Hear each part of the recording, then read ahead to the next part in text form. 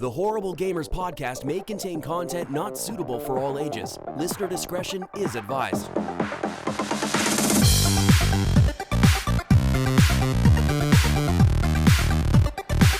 Welcome, ladies and gentlemen, to Horrible Gamers podcast, show number 355. We record on May the 30th, 2021. I'm one of your hosts, Jesus Gonzalez. Is when Jesus walks out today. I'm joined by my friend from Little Ohio.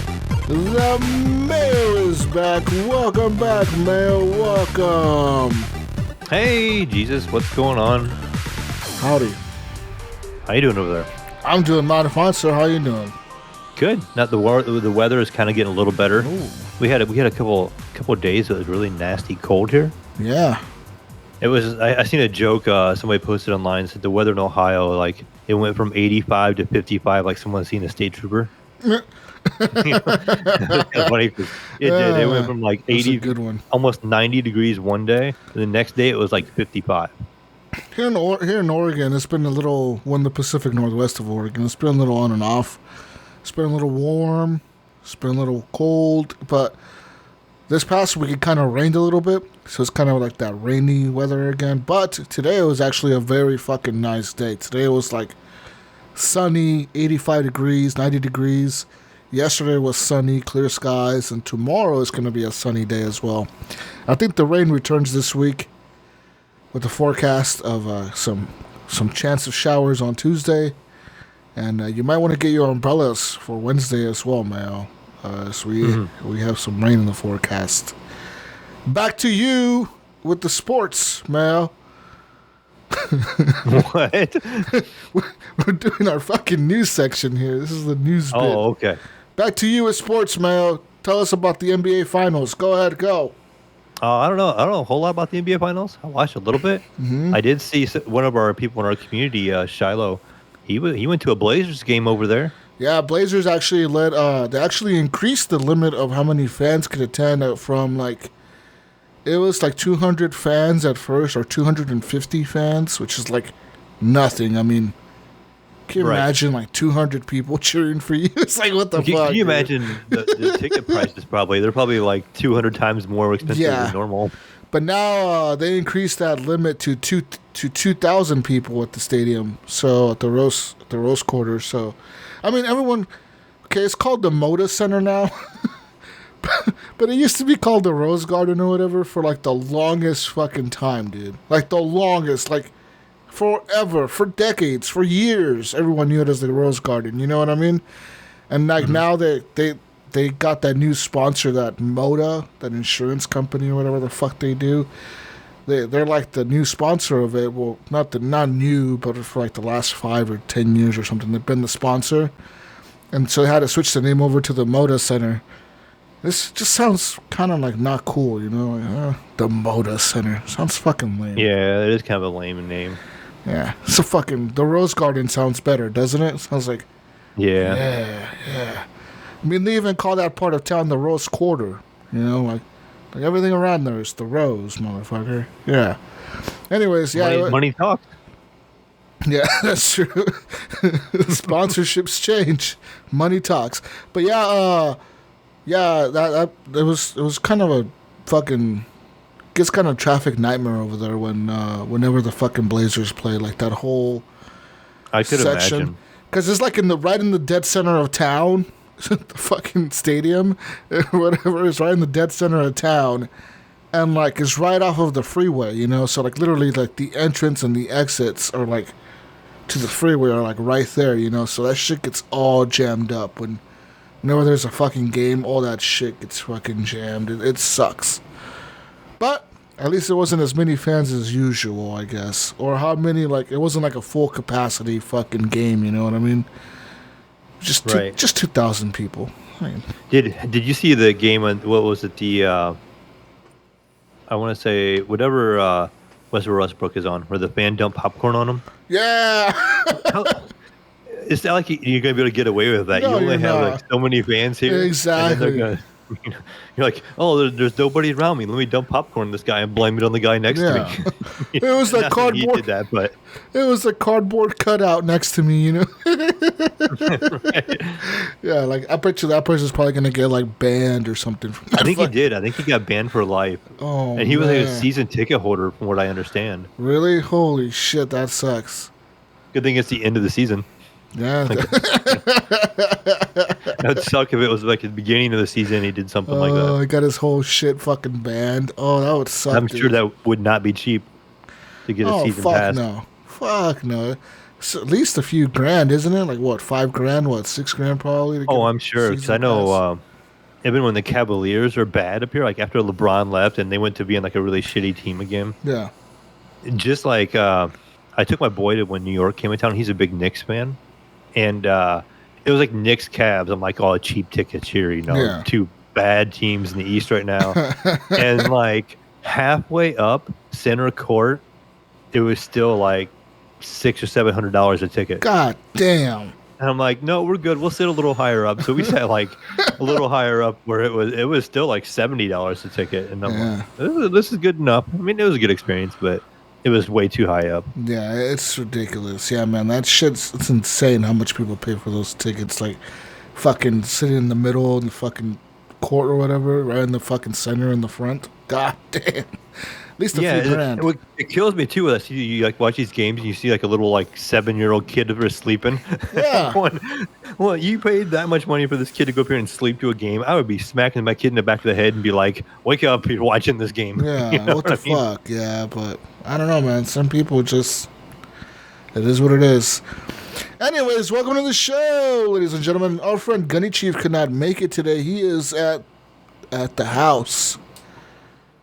That's what we're going to refer to his house as now. As at the house. Hashtag the house. With no internet, can you imagine? Doing, I don't know what the fuck he's doing up there. He's doing something. Yeah, he's like caveman. You know, he practically, you know, having no internet's like having no power. You know what I It mean? pretty much is at this point. Yeah, like if you have no internet, it's like, yeah, you're a caveman, dude. What are you doing? Like I don't know what to do with myself if my apartment, like the internet went down. I remember my internet went down for like 3 days, and I would have swore the house would have like stopped. Like there's nothing to do. We can't because my cable, you know, is all Yeah. through internet, like through Netflix or something. So there's no TV, Yeah. and like okay, yeah, Well, no computer, yeah, you what know, do you do, no man? game, no Game Fucking Pass, no nuts. Nothing. no Steam, no nothing. I'm Well, like, maybe Steam if you have In it the set as your offline main mode, computer in the offline mode, maybe, yeah. But still, that would suck. Anyways, that's what Gunny's doing right now. He's up there roughing it, as we would call it. You know, up there with Yeah. no internet. fucking Gunny. Fuck that guy. Fuck that guy. Fucking Gunny. God damn it. Anyways, follow us on Twitter @_horriblegamers. Also follow us on Facebook. There is a Facebook page. You can like that page. We drop some memes there every once in a while. At least I do. And then you can like our page and join our group. Excuse me, our closed group is on Facebook. That means anything you post in there stays in there. Just answer a few questions to get in. Make sure you're not a bot. And what else? Oh shit. Oh man, we forgot about this. The show feedback. Yeah. I got some show feedback for you, ladies and gentlemen. But hold on, I'm stalling. I'm talking to the Patreon. All right. Yeah. Yeah. We only got one show feedback this week from Just Nightprop. one? Yeah, just one. What happened? I What? don't know. No. Maybe it was Just- such a good episode last week. They just were all like speechless. They're They're like, we don't have any We feedback. don't even know what to say to these guys anymore. Yeah. They're either in awe from like amazement or awe and shame. I'm not really sure which one it is yet, but one of those two, they're probably in awe. Yeah, man, I don't know. Anyways, yeah, we got one. What was the show feedback, man? We just got the one from Nightpron, and he's probably right here. He says, so it sounds like Mass Effect is the best game ever, and Jesus will be talking about it for months. And then he said, no spoilers, please. I'm sorry, there's going to be something spoiled for you. Something's Well, going to it is kind of an old game still. It is a right? very old game. Yeah, it's. I mean, this. Come on, Nipron. This game is like 10 years old now. And even Mass Effect 3 is like 7 or 8. Was it 9 years old now? Came out in 2012, right? 2013. It came out right before last generation of consoles came out, so 2013 I think is when it came out. Because the Xbox One came out in late 2013, and it was one of the last big games for the 360 and the PS3, which came out in March of that year. So yeah, it was 2013. So I mean, you've had 8 years to play it, Nipron. And I'm surprised by some of the people in our community that haven't played it. I know Nipron said he hadn't played it when I talked to him. Yeah. And then Jason Sam said, I think he said he played it. I think you mentioned that last week. Yeah. And I think Ghost Nico hadn't played it. I think he picked it up. And I'm like, you guys haven't. Wow. I'm like, I'm sitting there talking about the game. I'm going, this game is amazing, and this is like a must play. Like, this is like probably my favorite trilogy made in games. Like, yeah. And then just how like innovative I thought it was. Like how one game kind of leads into the other one if you let it. You know, kind of reads your save file and so like it will carry on. Yeah. You know, how many games do that? You know, not very many games do that. No, pretty much BioWare games do that. Yeah. I haven't seen anyone else do that. You know, like BioWare does it with Dragon Age Inquisition or Dragon Age as well, right? Like, I think so. Pretty sure Dragon Age is one of those series. I played that one just a little bit, so yeah, pretty sure that's a series as well. That like the decisions you made in the first games carry, the first few games carry over to the next game, carry over to the next game. Yeah, I'm pretty sure that one's like that too. And but I haven't seen anyone else really do that. You know, where like I kind of like, wouldn't it be cool if like the decisions you made and what the fuck? I just had it in my head. Fuck, I had the series in my head. Oh, for example, Fable, right? Mm-hmm. Wouldn't it have been cool to see like the decisions you made in Fable 1 carry over to Fable 2, carry over to Fable 3, and just have like one trilogy of Fable games? You know what I mean? Well, that would have been fucking cool, but they never did that. Every game you had to restart. And it would have been really cool. I remember you mentioned last week, I listened to the show last week, and you mentioned how they put that little like comic, kind of like talking about your decisions. Could you imagine if you would have played that, like the first one, like a long time ago, say like 3 years ago, and it still had your save file because like, well, if you own it like on Steam because it cloud backs up everything, it could just pull your save file and it could give you like a reenactment like 3 years later of all your decisions from the first one. That would be dope. When you played the next one, that'd be actually kind of cool. Yeah. Yeah, man, like I said, you know, Mass Effect is incredible. But, real quick before we get into video games, thank you for the feedback, Nipron.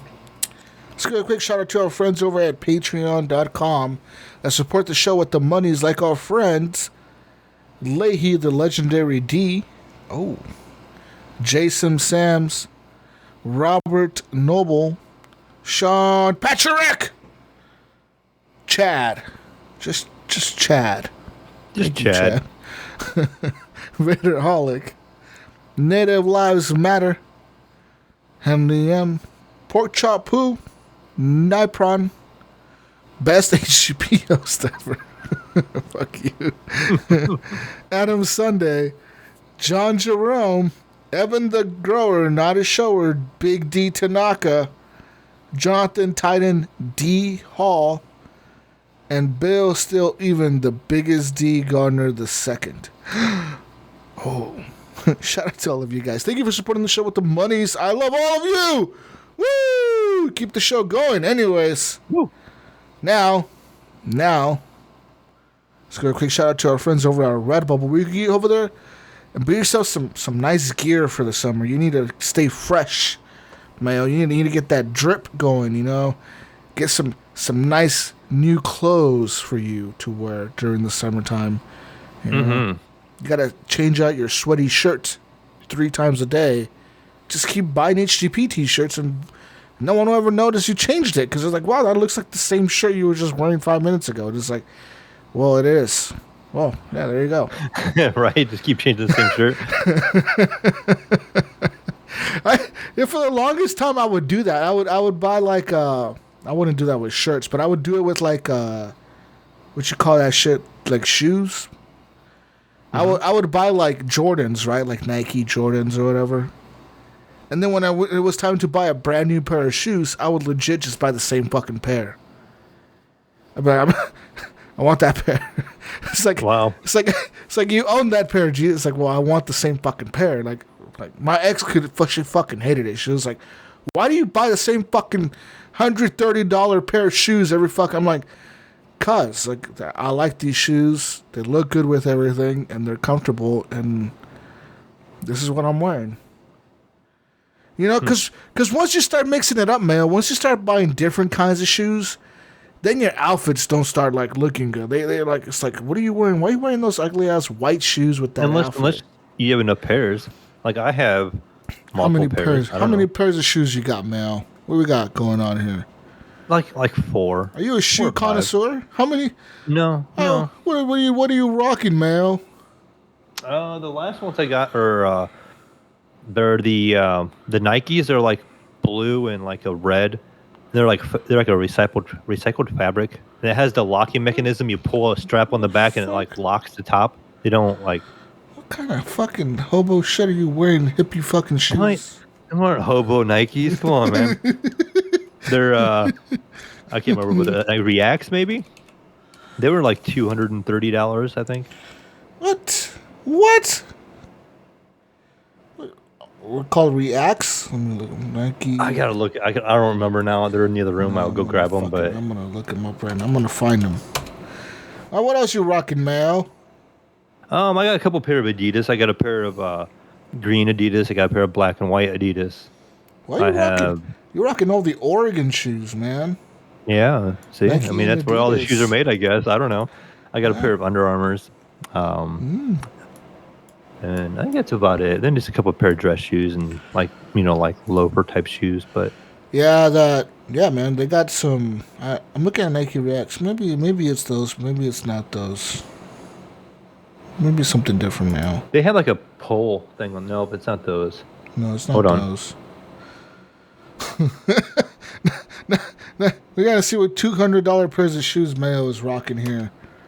I want to find them. Vapor Max. Oh, Vapor Max. Yeah, I've seen these. They're blue and red. Yeah. Oh shit, Mayo's rocking some nice shoes there, Mayo. Looking all fresh. Yep. Blue. If you Google blue and red Vapor Max. Yeah, I like it. All right. Looking very patriotic, Mayo. Yeah. The dog loves them, you know. And he likes chewing on the front. Nice. Get a bunch of tags on them. $200 chew toy. Yeah. Every time I turn around, like he goes from one shoe to the other, and I'm like, give me my shoes back. So I have like all my shoes put up in the other room and behind closed doors now because the dog is trying to get into everything, and I mean everything. Like, you know, it is like now everything. Like with a toddler, you know, everything has to be like so many feet off the ground pretty much because I get to, at least I don't have to worry about that so much, you know, but pretty much my floor is now pretty much bare because the dog just gets into anything and chews on it. Anyways, while Mel is rocking the Oregon pairs of shoes over there with the Adidas and the Nikes. I'm keeping you guys in business over there. Yeah, you are. I mean, I like you guys employed. I wear Nikes and I wear Adidas as well, Mel. I wear Adidas and Nikes. I got Adidas high tops. I rock the high tops. Yeah. I have the little slip-on ones that don't have the laces. They're the real cushiony bottom. Yeah. All them things are amazing. Yeah. Those are my quick, just kind of slip-on to go outside shoes. Like take the dog out. Yeah. Yeah, that Nike headquarters is pretty dope, man. I've been there. And I've been to their underground area where they test shit. I hear it's all hush-hush. But I can't say anything else besides that I've been there. Like, they made me sign like 20 NDAs, like a bunch of fucking NDAs to even go down there. It was fucking cool, though. Yeah, anyways, Nike and Adidas, cool. What the hosts of the show are wearing in terms of shoes. But you get yourself some gear over there at Redbubble. They don't sell shoes, but they sell shirts and cell phone cases and phone cases and stuff. Go get some shit. Anyways, thank you to Phantom Meg for the intro and outro music to the podcast. You make good music. We appreciate it. Thank you. And thank Gunny. Gunny probably what do you think Gunny wears? Gunny? Let's guess what Gunny wears for shoes. Converse. Oh, you think he wears the Converse? Converse or high tops or low tops? Gunny low tops? Oh man, that's lame. You gotta wear the high tops, Gunny. I can see Gunny wearing like the white Converse low tops, right, with a pair of like cargo pant shorts. Okay. With socks that come up to his knees. Oh. That's how I picture Gunny wearing shorts in the summer. Yeah, with this. Yeah, I could see that. I could see that. That's like a nice Hawaiian shirt on. Jumping out of his Jeep. Yeah, with a Hawaiian shirt. wearing Jeep sunglasses because they gotta match his car. His sunglasses have to match the car brand, so he has Jeep sunglasses. And he wears those. Oh, there you go. Do you have like name brand sunglasses? No. So the last sunglasses that I bought were like from this from a Facebook ad. They're called like Shady Rays or Ray Shades or something. But they pretty much, the reason I bought them, they cost me like $70 or something. But the reason I bought them was because they guarantee they'll replace them no matter what. Like if you just call them and tell them like, "Yo, I fucking broke them," they'll just replace them for you. You get like a one-time anything, like replace them for any reason type thing. Like you can say somebody stole them, and they'll just send you a new pair. Mine aren't so much like that. So I have Oakleys, and they do a program where say you break them or don't like them or whatever for any reason, you can take them back and they give you $100 off a new pair. Oh. So it's like half. You get like half off of a new pair. So like if I broke mine now, I would literally just go back to Oakley and then it would give me half off the price of a new pair. Nice. Yeah, but I like these sunglasses. I don't think I would ever pay that much for sunglasses though, man. $200. I don't normally do that either, but the last couple pair I've had have been really nice, and I've never had any problem. They don't really scratch. I think they use polycarbonate on them, like regular reading glasses. So they're really hard to scratch and stuff. So I've never really had any problems with them. But where before I used to go through sunglasses probably like every summer, I would get a new pair every year because you get all scratched up and shit. I'd either just scratch them up or break them. I remember one time I was at the drag races and I closed them in the hood of my car. We were working on the motor for some reason, and I laid them down, and then I closed the hood, like slammed the hood down on my Trans Am on them. And I was out there, did a couple of passes. And I'm like, where are my sunglasses at? And I opened the hood up later on, and there they are, all mangled and everything. I'm like, oh man. Yeah, see, I used to go through them a lot. Shady Rays has a sale right now, 35% off. Yeah, that's what I went through to them. Damn, their glasses are fucking cheap now. They're $49, $50. Oh, there you go. I'll buy another pair.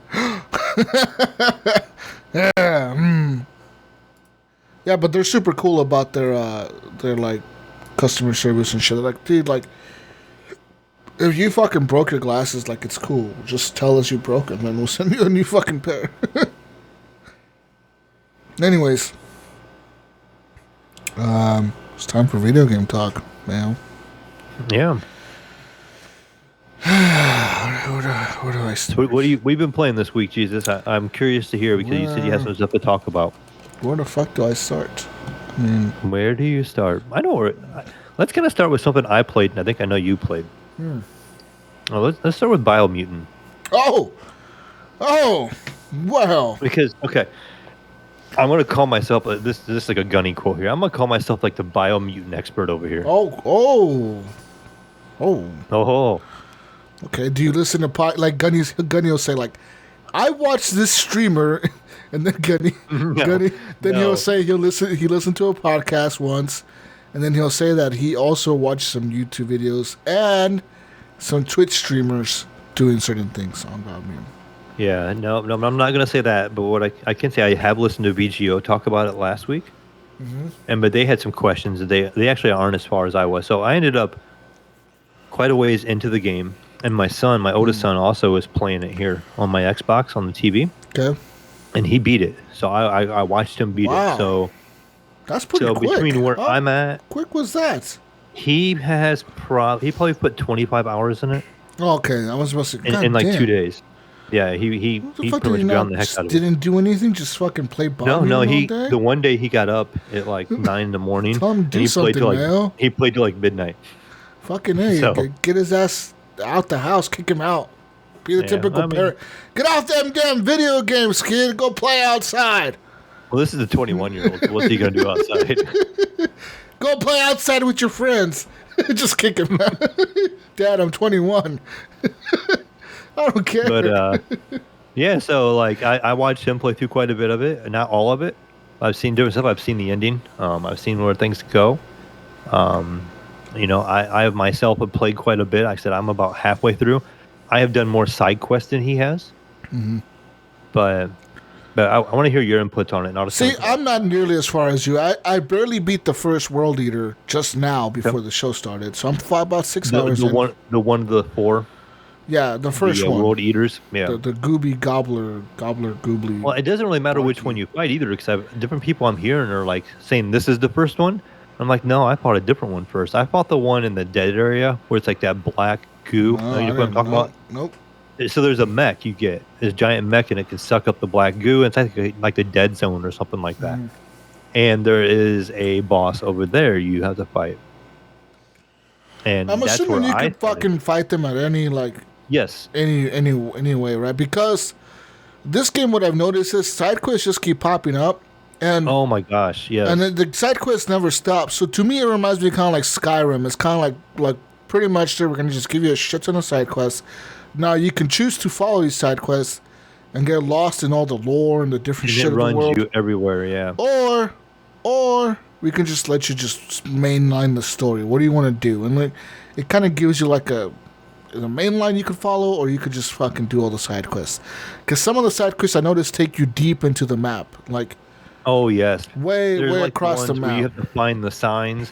It's like a bulletin board or whatever, and it's all in different zones. So you're going from one end of the map to the other end of the map, and I think the game, I didn't really pay that much attention to his. But I think the game kind of levels up with you. So like if you don't go to the area, like I went to that dead zone area first. Mm-hmm. They were like, the enemies were like my level. Mm. But I think my son, he went there later. Like he went and fought a different boss first, and then he went there later, and they were a higher level difficulty for him. Good. So that's cool. That means that the challenge won't be as difficult. One thing that I do notice about the game, though, Mayo, is once you clear out an area, the enemies do not respawn. Right. So say you, like, for example, I would, like, earlier the week I was playing, and I was riding my black mount, this, like, black-looking furry monster horse thing. It looks. Is it the one with the red horns? No, it's like, it has, like, it looks like a little kid drawing of a horse with big, wide eyes. That has a it looks like a shadow. It has like a round head. Yeah, it has like a goopy round head, like a horse body. Yeah, like a horse body. It looks like a little kid's drawing of a fucking horse. This is what like if I was little Jesus, even Jesus nowadays would probably draw this fucking horse. If you told me, hey Jesus, draw a horse. This is what I would probably draw. Okay. Mm-hmm. But he's all black, just like my soul. And he matches my character in the game because my character is an evil character in the game. So, me and him were running around, and I I didn't even see the hole in the ground. But next thing you know, we fell into like a storm drain or something. And I was like, "Oh fuck! What the fuck?" And it's like, "Oh, it seems like you've fallen into a fucking drain or something like that. You gotta watch out." And then I jumped off of the fucking mountain. And I was like, "Should I go up the ladder?" And I was like, what's down here? And I just went through that whole drain area and I fucking killed everything in there. And then later on today when I was playing it, I did a mission where I had to go back to that area and I was like, I've been here before. And it said you need to go down into this drain and like go get this stuff from the back, some room back there where you gotta get something. And I went in there like one of the vault. There's like these vaults. You actually have to get a vault key from like a boss. It's not a boss. It's just like like how every once in a while you see like there's normal sized enemies and there's another guy that like you maybe come up to his knee, but he's not really like an in-game boss. He's just kind of in the environment. You have to fight some of those and they'll hold a vault key. And in those vaults, there would be some kind of special weapon. So like you can go in there and there's different weapons for all the categories. There's a two-handed special weapon. There's a one-handed special weapon. There's different special guns. There's different suits. No, this was just a side mission, like some mission I had to do for this guy. And I went in there and like the cool thing that I noticed was like since I had already been there before, is that none of the enemies spawned. I could just run through there. It was just like I was expecting it to pull some bullshit on me and be like, "Oh, the enemies respawn." Oh, it's like no, no, you fucking killed them already. I kind of like that because you don't have to sit there and waste time going through it again, fighting all your enemies. Even though this game feels like it could be really long, because I know when I was playing it, I was doing all the side quests. You know, I'm like, like how at the beginning of the game you have to choose between one or two tribes, and I took the one on the right side, the more good tribe. Okay. And my character's more in the light. And I'm like doing all this tribe stuff. So I kill all the, I take care of all the forts and I do all that stuff. And then I kill that tribe leader. And now I had mercy on that guy. I didn't let him go to prison or nothing like that. So he allies with us. So like his area is part of our area now. And then I went and did that area where you get the robot. It's on the far left side of the map. Mm-hmm. And it's like a dead goo area. And you get this robot you build. And you basically can suck up this goo, and you can open up some new areas. You have to use the robot a lot. I don't really like the robot. It's kind of a pain. The enemies in there are hard to kill with it, and they're hard to see. They're like black, and the environment's black. So they throw like little explosive barrels at you, and they do a ton of damage. And you're in this robot trying to shoot them, and they're kind of annoying. But I went and did all that, and I'm like, okay, I feel like I'm making some headway in this game. I got one of the clans, sided with me. I have one of the world eaters beaten. I beat that. And I look at my game progress, I'm at like 7%. I'm like, what? And I have like 12 hours in this game for me on my own account. And then like I said, my son has like 20 some hours. And he kind of started just beelining the game more so. Well, the thing is, once, like, a lot of these games, they count progress as like everything, I beat Red Dead Redemption 2, and it said you're like at 40% completion. And it's like, how the fuck? If I beat the goddamn story, how the hell am I only at 40%? It's like no, you're at 40% completion. You haven't done nearly everything in the fucking game. Like you got to go fishing, you got to go hunting, you got to go do this. You gotta do a bunch of fucking shit, like random dumb shit. Kill 50 fucking birds. Kill all the animals in the game. Skin every single animal. It's like that in this game. I'm assuming where you pretty much gotta find all the billboards, gotta find all the signs, gotta pee on all the fucking all the it's landmarks. Kind of funny how you pee on the landmarks, and that's how you. At first, I didn't know that's what he was doing until like I started paying. I'm like, what the fuck's he doing? Why? Yeah, I was like, what's that yellow stuff? Yeah, Is it? And next thing I know, I'm like, he's peeing on it. Yeah, I was like, is he like painting that shit yellow or something? And I was like, oh wait, he's peeing on it. I was like laughing. But as far as this game for me, I've been playing it on the PC. I got a Steam code from THQ. And so they sent me a review code. And pretty much, like, I've been playing on the PC. I turned everything to max settings, which was pretty much at max already by default. I just kind of went in there and made sure everything was on max. The only thing that wasn't on max was the, the level of, I think, the fur detail. It was normal. But I set that to max. And then I set everything else. Like, pretty much everything in the game is the highest it can go. And even with all that maxed out, I'm getting like 80 frames, 89, 90, constantly in the game. Like the lowest I've seen is like 80, 79. So the game runs pretty fucking solid, and it feels smooth. It feels great. Works very well with the Xbox controller. That's what I'm playing with. I haven't tried mouse and keyboard. It just doesn't feel right to me to do that. Like I know some PC gamers are like, oh, well, mouse and keyboard all the way, bro. It's like, nah, not for me. There's some types of games that I just don't want to even try mouse and keyboard, and this is one of those games.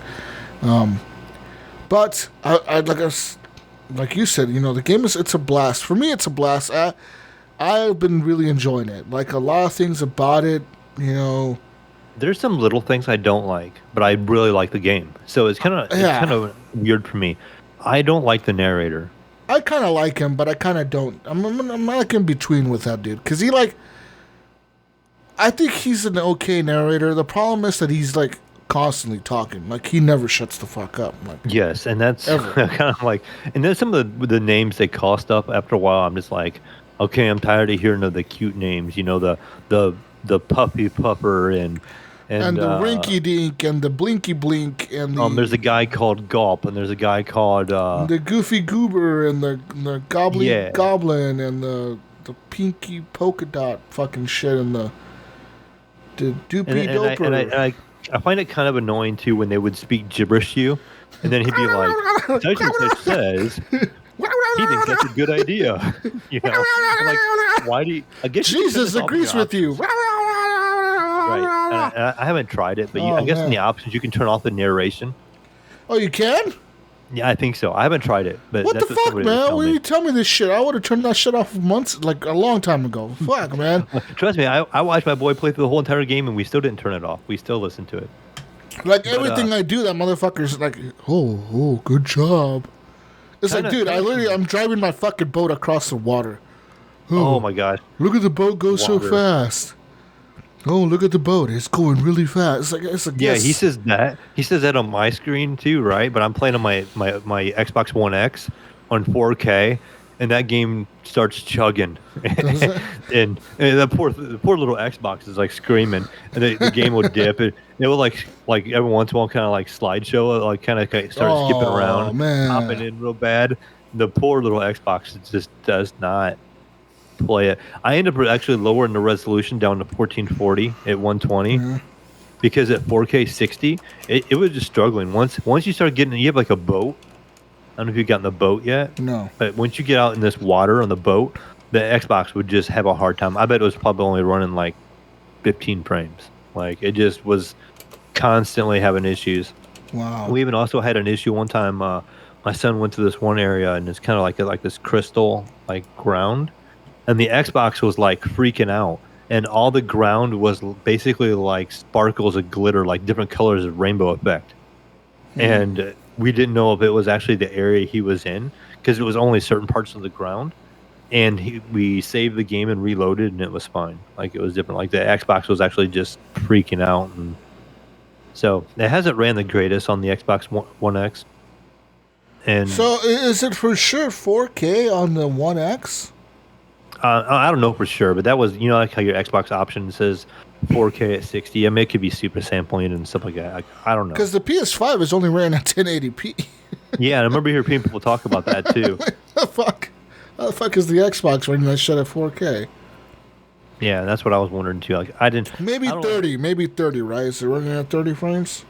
Yeah, and it could be, but the Xbox let you turn on the 4K 60 and it plays. But I'm telling you, that game, it drops really bad. Like you can see it stuttering, and I'm like, holy cow! Like certain areas in that game where the pop up was just really bad. It would be 10 feet in front of my character, things are starting to pop up. Like the game was struggling with getting some of that stuff to load.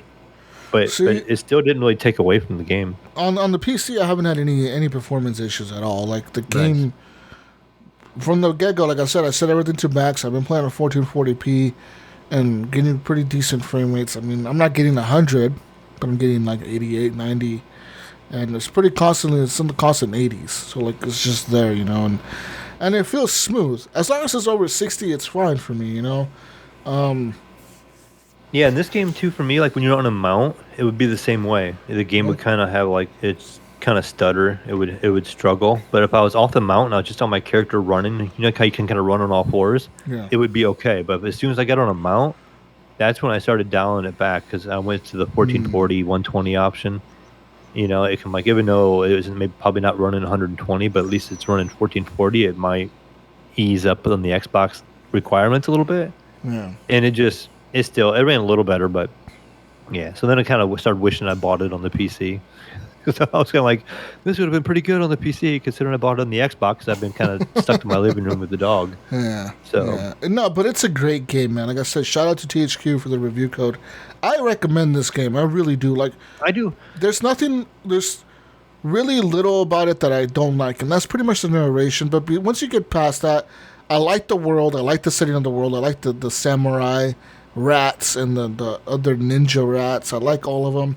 Pretty much. So what I did, Mayo, is you side with the good guys. I straight up side with the bad guys. I actually went to the bad guys first, and when the dude started talking about killing all the other rats, I was like, "Fuck yeah, I'm with you, brother. Let's kill the other rats. Right. Kill them all. Fuck these motherfuckers. We're killing everyone." This is the perfect game for you. Kill the tree of life. Yeah, kill the tree of life. Environment. Fuck the tree of life. Mother Nature. Yeah, fuck the tree of life. We're gonna destroy that shit. Yeah, so real Jesus over here. Like the last couple episodes you've been talking about, kill Mother Nature, and look, here you are, getting a game and you can kill the tree of life. Yeah, kill that fucking tree, piece of shit. Anyway, so I went and I started attacking all the good guys' bases. So like, I don't know if you do this as the good guys. If you attack the bad guys' base, I'm sure you probably do, right? Like you attack. Yeah, you attack their bases, and you get the choice between. It depends. Some of them would let you. They would remain a prisoner back at your place, or the other one would be like your other choice would be you can let them free and they may join you. You know, like. Oh, when you capture the main bad guy, you mean at the main fort? Yeah, for their tribes. Like when you catch the tribe leader, they're like he can either be imprisoned back in our base, or you can let him go and he can maybe side with us. Okay. And I've let him go every time, and every time they side with us. So they're like, "Oh, we will work together." I'm like, "Okay." But I can tell you though, Jesus, with playing all the way through to the end, watch my son play through to the end. The choices do matter in this game. I know some people say the choices really don't. The light and dark. So am I gonna kill the tree of life? Am I killing that motherfucker? I don't know how that's gonna work. I hope I kill that I hope I burn that fucker down. Yeah. But I do know you meet a ton of characters within the game, and when you get toward the end of the game, you have to go fight this one individual. And you get to actually choose who comes with you. And if you're dark, you can only choose between the more dark characters. Yeah! With you. And if you're light, you can choose to take the light character. So it depends on your, I can't remember what they called it, but it's your aura. Yeah, so it depends on your aura, light aura, yeah. How dark and light you are, on who you can take with you. Did you what know? Your options are. Did you know that light and darkness, that aura also represents what psychedelic powers you can unlock? Yes, yeah, because you can unlock certain powers for your character by your class too. So I'm trying to get mine to maximum. I'm trying to get mine to maximum dark, because the maximum dark power is fucking dope. You like summon this fucking tornado from the ground, and it like fucking sucks everything up into it and fucking kills everyone. It looks fucking killer. But so you said you have the option to let people go or imprison them. So when I captured the first main tribe boss, which was this fucking stupid hobo hippie rat, it's like, oh, you may have captured our fucking base, but you don't kill our resolve. We're gonna still fight you. Anyways, I went in there, I whooped everyone's ass. Fucking got this dude. He had like this big monster come out of the ground and try to fight me. It was this champion or whatever. That's what they called it, the champion of the tribe, and I fucking fought this thing. I whooped his ass. So when I got to the option to when I got to the main guy, the main boss, he fought me. Does the main guy fight you on your end? The main tribe leader guy? Yeah, it depends on some of them. The one tribe, I've only done one tribe. I've done one too. I started doing all this stuff. And I've done all the side quests, and where I had to fight the dark leader, so he would be like your tribe leader, the one you sided with. Yeah, the white rat.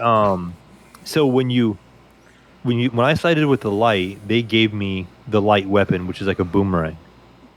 And when you beat the light tribe, you're gonna get his boomerang. Yeah, I got the boomerang. When I went and killed the dark guy, I got his staff. So like, well, you didn't kill him. Early on. You didn't kill him. No, he just became part of our group, and he gave me his weapon. So that, and basically, I think that's the way it's going to go for everybody. So that really doesn't matter so much. You can still get all the same weapons. See, he only the dark weapons. Guy only gave me the weapon after I first captured the first enemy base. He didn't give it to me right away. Once I got mine too. Once I captured the first enemy base, he's like, okay, now you're worthy of our shit. Here, carry this weapon. And then the first time he gives you a weapon, then he gives you like an armor set. Yeah, after that. At the end, he gave me the armor set at the very end when I fought the main rat guy from your tribe. But see, when I got to the end of that, it gave me the option to only imprison them. So like, okay, we can put this guy in our prison, or we can just get rid of him right now. We could just kill him. And I was like, fuck yeah, let's just. I was like, why are we going to imprison? Why are we going to imprison this guy? Our goal is to kill everyone. Let's kill him. And sure enough, it shows them like burying the dead. It doesn't show him killing him, but it shows them burying the grave. Like they're burying the good, and they're like, "Oh, look, I took this boomerang off of him. You can have it as a gift or something." And it's like, "Oh, thank you, yeah." And pretty much, we just killed your leader. My boy pretty much did all light most of the way through the game. and you get a choice of the last enemy, the choice between kill or let him. I can't remember. Let him live or kill him. And my son killed him, even though he was light the whole time, but it didn't really have a whole lot of consequence. But the game, when you beat it, it does give you the option for New Game Plus, so you can go back in the game and finish up your quest. It will basically load the save point right before you beat the game. Yeah.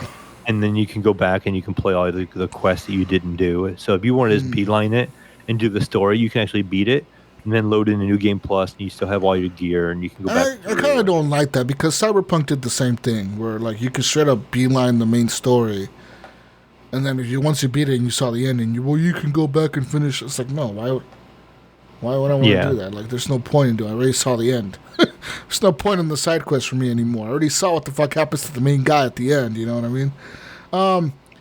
But yeah, like I wrote about this game in our general chat in the Discord, and I was talking about what my thoughts were on it at the time, and I really like this game. Like I told you, I like the aesthetic, I like the bad versus good, I like being bad, I enjoy being bad, and I enjoy being rewarded for being bad. Like, and also too, it's a good feeling to get a reward for being bad, because bad guys don't ever get the recognition they deserve, Mayo. Okay, right? Listen, bad people need to exist. For their they tell you that in the game. People. They tell you that there's a balance of there has to be dark for there to be light. And it's like yin and yang, okay? You know, the yin and yang symbol. There's no balance in that symbol if there's no dark and there's no light. You know, there has to be both, Mayo, for there to be balance in the world. Yeah, and just like you're a lot. Just like you're a good guy, Mayo, I'm a fucking bad person. Okay, and without bad people, there wouldn't be any good people in the world. So I'm just killing all the rats in the game. Later on in the game too, you know the little grasshopper that's with you? Yeah. You can get different skins for him. So I have like a little chameleon that runs around with me. And also too, you actually do some missions where it unlocks where I can't remember which missions they are, but there's a side mission and they have upgrades for him. And so the first one I unlocked, he becomes a little turret. Yeah, that's the one I got. That's the one I got. And then the second one, you get a glider. So when you jump off of stuff, he becomes a glider and you can kind of float. Yeah, I was gonna get the glider first, but I was like, no, fuck that. I want the turret. But you know, like that's the thing about the game, that like they never tell you what the fuck's going on in the beginning. And that was kind of cool. Like, but I thought I legit was tripping balls when I keep hearing like that beep beep beep beep like that. Oh, the little whatever fucking noise he makes is like a technology type noise, like the bloop bloop bloop bloop. It's like, what the fuck is that noise? I was like, where's that coming from? I was wearing like headphones and shit. I'm like, where the fuck did that come from? I was like looking around I would run around in circles trying to find where that noise is coming from, and then I don't know where it would just stop, and then like 5 minutes later when I was fighting somebody else, it was bloop bloop. I'm like, what the fuck? I thought I was going crazy until I realized. I legit didn't even realize until like I started looking at my character, because I'm like, where's that flashlight coming from? Because I saw the flashlight, and I looked closer and it was a cricket, and I was like, oh. He has like a little companion buddy with him that's a flashlight. I'm like, that must be making the noise. It fucking threw me off, man. I was like, I thought I was losing it. I was like, God damn, Jesus, you need to lay off the drugs, buddy. You're fucking tripping. Holy shit. Something else to really look forward to without trying to maybe spoil too much. You find like it's not really a mount, it's a machine you get later in the and it's a hand. It's basically a picture of a glove, and it walks on its fingers. And it's like a cannon too, so it like points with its like its pointer finger, and it fires. So you can like ride it around like a little hand, and then it like becomes like a little cannon that can fire for you. So you don't have to ride a mount the whole time, which is kind of neat too. And you do have the areas that require, the boat. Like there's a boat you unlock, and to get to one area you're gonna need this boat. The other one's gonna require the robot, and stuff like that. And you do have your zones with how the heat and the toxic and stuff like that. So you have to go find the suit, so you're protected, so you can run into those zones and all that kind of stuff. So it makes you run around quite a bit. I'm enjoying it too. Like I said, but as far as the setting, I really like the world. I like the setting. I like that they try to do a bunch of different things in this game. That they pretty much said, "Hey, what the fuck makes every RPG good? Let's take all that, put it into this game." Some of the stuff they completely hit the ball out of the park. They did a good job with it. Some stuff they kind of didn't. There is a few things in there that I'm like, man, I kind of wish I didn't have to do this, or I kind of like, this is kind of dragging. But a lot of the other stuff is like, okay, yeah, this is hitting on all cylinders. I'm fucking in, dude. kind of going on with that. I was just gonna throw out. This kind of gave me a feeling of another game, and it actually led me into this my second game I played this week, and it reminds me of Horizon Zero Dawn. Yeah, it does. It gives me that vibe. It gives me that. Minus the ranged combat because you have melee combat more so than Horizon. But it reminds me of Horizon Zero Dawn. You kind of have tribes, and I know in Horizon you don't really have so much with tribes, but you go into different areas and you have to do different quests, and you get to a new area and always new quests keep popping up, and you keep running into, it keeps adding, and you get skill trees and all that stuff, and you got, combos and, where Horizons, your combos with your weapons, your where this is more like a combo with your sword, kind of thing. And you can pull out some pretty cool looking shit when you combine the combos and the dodging and the shooting. It looks fucking cool because it goes into kind of like this like slow motion. The slow motion, thing, yeah. But we played through that so much, and I was kind of with him playing it so much, like in the last 2 days, I was kind of getting tired of hearing it. So I'm like, I'm not gonna play it. I want to take a break for a minute. And I actually unhooked my PC from my room and took it and hooked up to my OLED. And I actually jumped back on and I played Horizon Zero Dawn, and I actually beat that game this week. Wow. So I pretty much got to the end of that game, and that game was pretty hectic at the end. Like, I knew I was close, and you start doing that part where you have to get like that cannon and it like automatically like reloads. It like sucks in the ammo, and all the death bringers are walking at you from different zones and stuff like that, and you have to like take them out, and you're going from section to section and try to avoid what they shoot at you, and then after that, you have to fight that big death bringer at the end and stuff. It was pretty hectic, and I enjoyed that game quite a bit. I'm glad I kind of got it finished finally, especially with all the news and the new one coming out and all that stuff. But that's what it made me feel like. That game made me feel like Horizon Zero Dawn, just a little less serious, a little more kid friendly, maybe. But I mean, this game. It is kind of kid friendly, but at the same time, it isn't. It's an adult game. Yeah, that's what makes it weird. Like the language is like Teletubbies, like what they said on VGO, with the Jigglypuff and the Puffer, and the drunk guy is called Gulp, and the Goobly Gobbler and the Drinky Drink and the Toxie, the whatever the fuck they call everything is like a dinky dink, fucking rinky dink, blinky blink. And then you get the complexity of building your own weapons, you're like, and you're like, what the fuck? That was another thing too. I thought was kind of weird. Have you noticed like you'll find weapons that are like legendary, and it's way lower rated than what you have? Like you'll have something as like you have this weapon and it has like 400 damage, like a two-handed weapon, and you'll pick up a legendary and it's like 200 damage. I'm like, why is this thing a legendary if it's only, and so I pretty much it throws so many things at you that you don't then use, which is kind of disappointing, but there's a lot of things to this game. Like I said, they took pretty much the good elements of every other fucking RPG out there, and they legit did, because it took a lot of things from other games, the crafting, the looting, the fucking every other bullshit, the world setting, almost everything is kind of like from every other game, and they kind of mix it all together.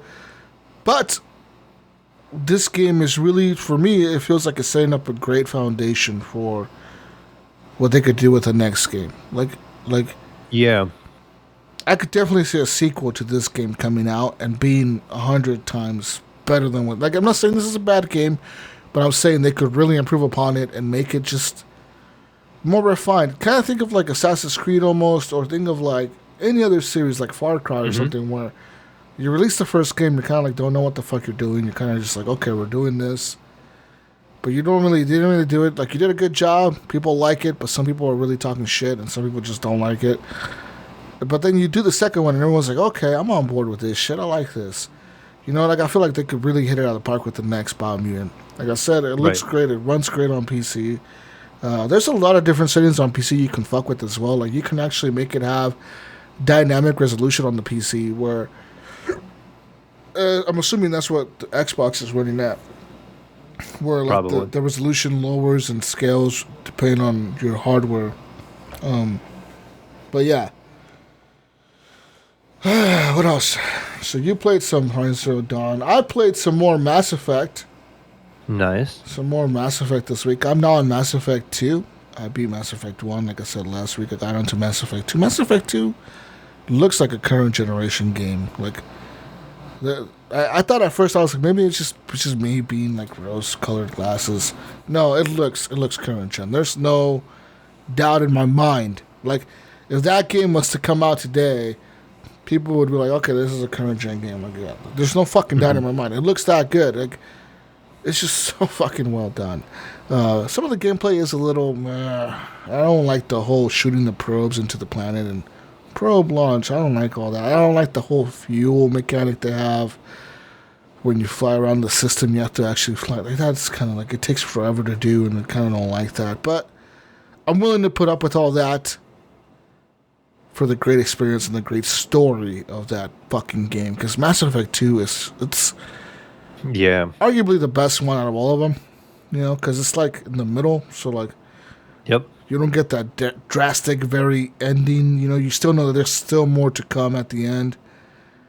Unlike the third one. I think the third you is get just that. ends. Yeah. They learned from the first one, so it was way better than the first one, you know? And they had a really good idea of direction.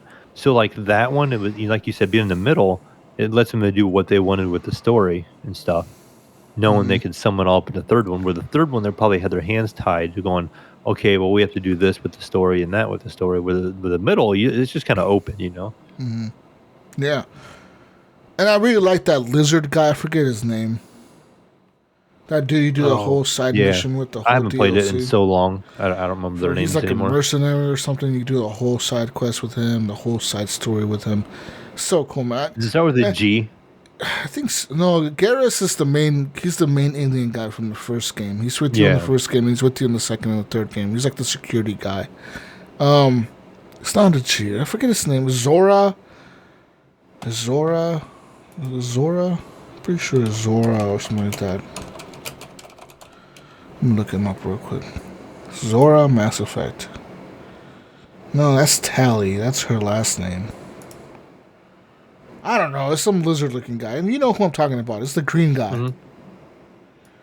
Green guy Mass Effect. What the fuck's his name? Thane. Cryos. Thane. Cryos. Krios or Cryos. One of the two. He's like the lizard guy. He's fucking dope. I look forward to doing that. So pretty much in Mass Effect 2, I'm to the point where I've gotten Garrus into my crew. I found Tally, but she's like doing her own thing now. She's like, I can't join you, Shepard. You're too fucking... You died like a year ago, dude. I'm doing my own thing right now. Fuck you, bitch. Right. And she's like doing her own thing right now. So she like told me to fuck off, kind of. But then I have found Garrus. So I now have Garrus, Miranda, the black dude that looks like Kanye West. That dude looks like Kanye West. The black guy in that game, I forget. He looks like Kanye West. I saw him, I was like, holy shit, that is Kanye fucking West. They legit like modeled that dude after They had to have modeled him after Kanye West. Because he looks just like him. If I was Kanye West, I'd be suing EA and BioWare for using my likeness on the fucking game. Because that motherfucker looks just like him. But that's who that dude is. So I have all those people in my crew. I've been doing the missions, so, you know, just went around doing the missions in that one club planet. It's called Omega, I think, where all the criminals live, and that one lady runs that nightclub or whatever, and there's like a big party, and it's all fucking ghetto looking and run down. Yeah, it's a fucking cool game. It is, yeah. Mass Effect I 2, really like it. they really expanded on that whole universe, and it's like fucking so goddamn fucking cool, man. Like, I almost wish Mass Effect kind of had a movie or like a TV series, but it doesn't. But it's such a great setting for one. Like, It is, yeah. for like a TV series, dude, or something like that, you know? Like, A Netflix series. it would be They dope. tend to do that. They tend to do that quite a bit with, like the Castlevania and all that kind of stuff. Or like The they Witcher. take their little stuff. Yeah, you can totally make a Mass Effect series, dude. It would be so dope. You know, like fucking with some like the Normandy, and you'd have the fucking cool spaceship, and it's so cool. Anyways, been playing some Mass Effect 2. And then there's a big sale going on right now on the PlayStation where there's a lot of games on sale, but I don't know if I want to buy any. The one game that I was thinking of maybe buying is some Ubisoft games, maybe some Assassin's Creed, Valhalla. But I was like, nah, I don't really know if I want to play that. Yeah. Watch Dogs 2, but I was like, nah, I don't really know. I feel like those couple games, if you really wanted to play them, you would have bought them on PC already. in my opinion. Like, if you really wanted to play them, I feel like you're just searching for something to play in your PS5 at this point. Yeah. I mean, that's my impression I get, just because they've been out for a while, and if you haven't gotten them already on PC, then I just feel like you're kind of looking for something to play in your PS5, which is fine because if you want to play in the living room on the OLED, try it on the PS5 and be comfortable, I can see it. But I feel like if it's a game you really wanted to play, you would have already gotten it. True. Anyways, speaking of other games that I played this week, man, I've actually played some more games this week. I played some Frostpunk, so that game obviously is Frostpunk. Yes, still hard as ever, I'm assuming. Still can't beat the Autumn DLC. I think I've gotten closer than ever, but not even close to the end. Like I'm barely getting past the first phase. And is it getting frustrating where you're like, I don't think I'm ever gonna beat it? Yes, kind of it is soaking into you. Yeah, like, and I'm playing this on normal. Like, I cannot imagine playing this on hard or extremely difficult. Like, because there's 2 more levels of difficulty above what I'm playing, and then there's easy mode, which, like, I think if I played on easy mode, I might have a chance of beating it. I think I've kind of figured out what the fuck I gotta do. But it's just it throws like the same.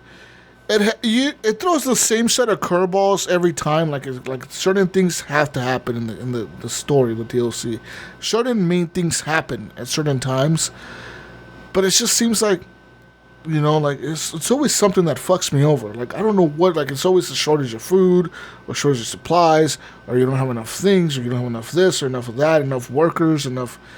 It's always something, and it's so fucking frustrating because I'm like, I don't know what the fuck I'm doing wrong, dude.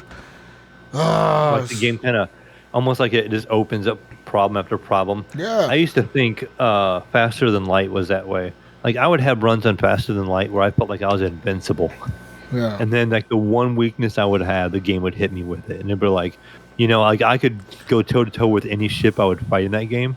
And all of a sudden, I would become this one thing where they would send a guy and he would breach my ship and he would kill my whole crew. And I'm like, damn it, no. Like, you just get that one scenario, like the game is like, okay, since you're going completely this way, we're just going to throw this at you. Fuck you, guy, yeah. Kind of thing. But yeah, anyways.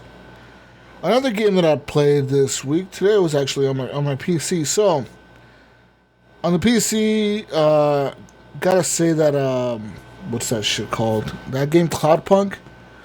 I kind of want to buy the DLC for that, because the DLC apparently it's just come out, and that's apparently a sequel-sized DLC. They say that the actual DLC is longer to beat the DLC than it is the main game. Yeah, I've heard that. I have not picked it up either, but... And they've added a whole bunch of different things to the DLC. But another thing that they just announced was that they're creating a sequel to CloudPunk. They're creating CloudPunk, I forget... It's called CloudPunk something city. Like, I forget what it's called. Like, they actually named the city something. And it's actually going to be an open world RPG based in the CloudPunk universe. So you're actually going to be able to play like an open world type of game in there. And they said that they planned it to where the DLC, I'm not sure if this was the DLC or the actual sequel. But I'm pretty sure that, like, I think they said the sequel, you're going to be able to, like, get a job, find the job in the city, and like do different types of jobs that you want to do, and like buy property. And they're pretty much making it like a GTA clone almost. Like, it's just, like, they're really going like it looks very ambitious from what CloudPunk was to what they're trying to do with the sequel, and it just seems very like ambitious. Maybe. I don't know if they're gonna be able to pull it off. I feel like that game was a nice hit for them. It was probably a small studio. And they probably made some good money on it. They probably hired some more people, and they probably, like, oh, let's try this now. Hopefully it works out. It kind of would give me a vibe of like an old school, like GTA 1 or 2, like a top-down one. I know the CloudPunk's not top-down, but, that simple graphics, kind of that voxel art style. But, maybe they could do something like that. It's a neat world. They have great character. Like, they make great characters in that game. I still love that detective. He talks in third person all the time. Probably one of my favorite characters I've ever came across in a game. Yeah. All right, so okay, well, I'll talk about it. I guess we'll talk about it during the news. I found an article talking about this DLC coming out. Like I said, like I mean, if you guys haven't played CloudPunk, I don't even know if it's out. Is it out on the Xbox and shit? I don't know. Yeah, I'm pretty sure it is. The DLC is out on PC, but like that I game know it's is on the like Switch and on the PlayStation. I know. that game went from being like some little voxel art type 2D game to like being like a fucking first person game. Like you could legit play the whole game in first person. Like it's kind of crazy to me how they did that. You know what I mean? And it's pretty cool. Like it almost reminds me like the level of care and attention that the dev team is putting into the game reminds me of Hello Games with No Man's Sky, where like they're just not giving up on it. They're just like, you know what, we're just keep fucking doing what we're doing, and we're just gonna keep fucking making it better. If you play No Man's Sky nowadays compared to when it came out, like it is night and fucking day, dude. There's all kinds of shit you could do now in No Man's Sky. No Man's Sky is like a whole different fucking game now. You can play the game in VR. You can play it in first person. You can play it in third person. You can play it however the fuck you want to. Like there's really no. It's like a sandbox of whatever. You could do whatever you want in No Man's Sky. It's pretty much the whole thing there. But speaking of Steam Mail, I played some VR games this week. Yeah. So you figured out how to put the batteries in the controllers, did you? Oh, it's Gunny, not me. I know. I'm just throwing it out there for Gunny. I know. Gunny, I know how to change I remember him asking. I'm like, what are you asking? Because my phone was acting weird that day, and something to do with Verizon or whatever. But like my texts were coming slow. Like he would send text to our group chat, and they were showing up as direct texts from him. And then when I go to the direct text, it would say like downloading, and then I'd click on them, and then they'd show up in our group text. And I went back and I'm like, that's what he's talking about. I was trying to figure out what you guys are talking about, and he was talking about how to put the batteries in his Oculus controllers. Yeah. So I played some VR games, and yeah. So the one game that I went, what the fuck did I play today? So I played a few different things today. I was going to try Pavlov VR, the World War II version, but I'm kind of intimidated by that. Because, like I don't want to go in there just to a random server with people, like, I don't fucking know. Because all these servers are, like, 10 people playing in a server. And I was like, I don't know. Like, what if there's, like, these groups of friends and shit playing? I need to go in there with somebody. Like I know Pork Chop plays it. So, Pork Chop, if you're playing this, and you see me on, invite me to play some Pavlov World War II, because it's a free update. It's just in there, you know what I mean, Mayo? Mm-hmm. It's just like there, and to me, what was surprising is that the game is only like a 19 gig download, and they have like a whole World War II fucking mode in there, and like it looks pretty cool because you can actually drive tanks in the World War II mode, Mayo, and like nice. And the tanks, they have like a tank team deathmatch mode where, like, it's 3 people in a tank. Just like in a real, like, tank crew, I guess. I guess that's what it would be like, right? So you got the guy who's driving, and you control the driving by, like, these two, I don't know if this is, like, real life or not, like, back in World War II, but there's, like, these 2 handles on the side of the tank, and either you grab them, you know how you can grab with stuff with the controller, like, you press the triggers to hold onto stuff and grab shit? So you grab the handles, and you push them forward to move the tank forward. And then, like, to turn right, you pull back on the like the fucking one right and handle, push the other and forward. You push the other one forward, and you can move the tank to like different positions, doing that type of shit. And but the thing is, you're seeing everything in first person, so you gotta look out this little window. As you're driving, you gotta look out this little fucking window and shit to make sure you're going. Use some blind spot mirrors on that thing. But you know, that's the whole point of the commander of the tank, Mayo. So there's a commander in the tank, and the commander's job in that tank is to pretty much call out positions. So like tell the driver, okay, we need you to head forward, turn right, turn left. You know, there's a tank fucking around the corner or whatever the fuck. Be ready for it. This would be Gunny's job. All right, so there's the commander position doing all that shit, and then there's the guy who shoots the gun and aims the gun or whatever the fuck. So like he like, you know, you got like this little fucking lever you got to roll like, the fucking shit's you gotta fucking, the faster you rotate, the faster the turret turns. So you're like, you're fucking turning the turret, and then you gotta load the fucking, you gotta grab the big ass fucking shell thing and put it into the gun and lock it in place and then fire it or whatever. And then you gotta like pull that one, it fires it, then it pushes it out, pushes out the cartridge. And you gotta put the next fucking shell in there and boom, fire that fucking thing. And you gotta make sure you're hitting the targets and all kinds of shit. So it looks like very fucking immersive, like, World War II style type game. So I look forward to checking that out sometime. I want to play the tank mode. Yeah. I think if the three of us all had it, it'd be perfect. Like, I know you're in Gunny role. Maybe Gunny would be the driver since he's such a mud runner driver. He could be the tank driver. I think you'd be more the guy that fires the turret. I would have to be the guy that did the direction, I guess. Yeah, it looks really cool though, man. Yeah, and the commander is also in contact with like the other tanks in the game. It's like you're like talking to the other, whatever, the other fucking tank guy, the other tank commander guy. Hey, other tank commander guy, where the fuck are you guys going? Why are you driving into the river? We're supposed to go this way. Right. Oh, shit. But yeah, so there's that. So I was going to play that. I didn't really get a chance to. But another World War II game that I did play. Okay. Let me look. World War II combat VR. What the fuck is it called?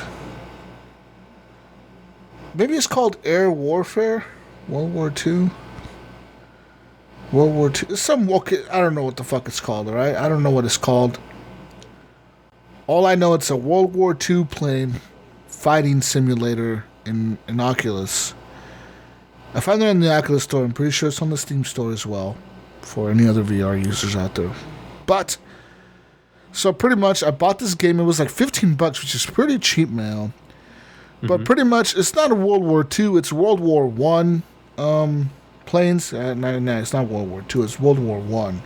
Because you're not Nazis. You're like, you're fighting. You can play as the, what are they called? The Central Powers, and then the other powers, whatever the fuck they're called, the other Allied powers or whatever, that are fighting against the Central Powers, which is like Germany, and fighting against like France and UK and whoever the fuck else. Whatever the fuck. You know what I mean?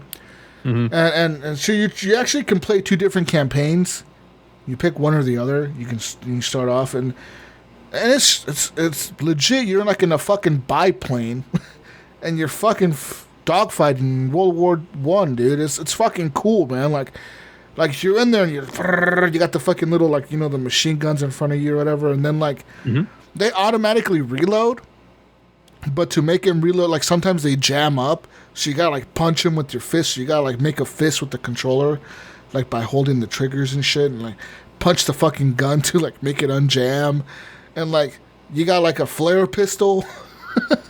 You got like this fucking like pistol you can grab with your left hand or your right hand. I guess if you don't want to fucking fly, you can just let the plane fly wherever. But you grab this pistol and you can shoot flares at the other fucking planes.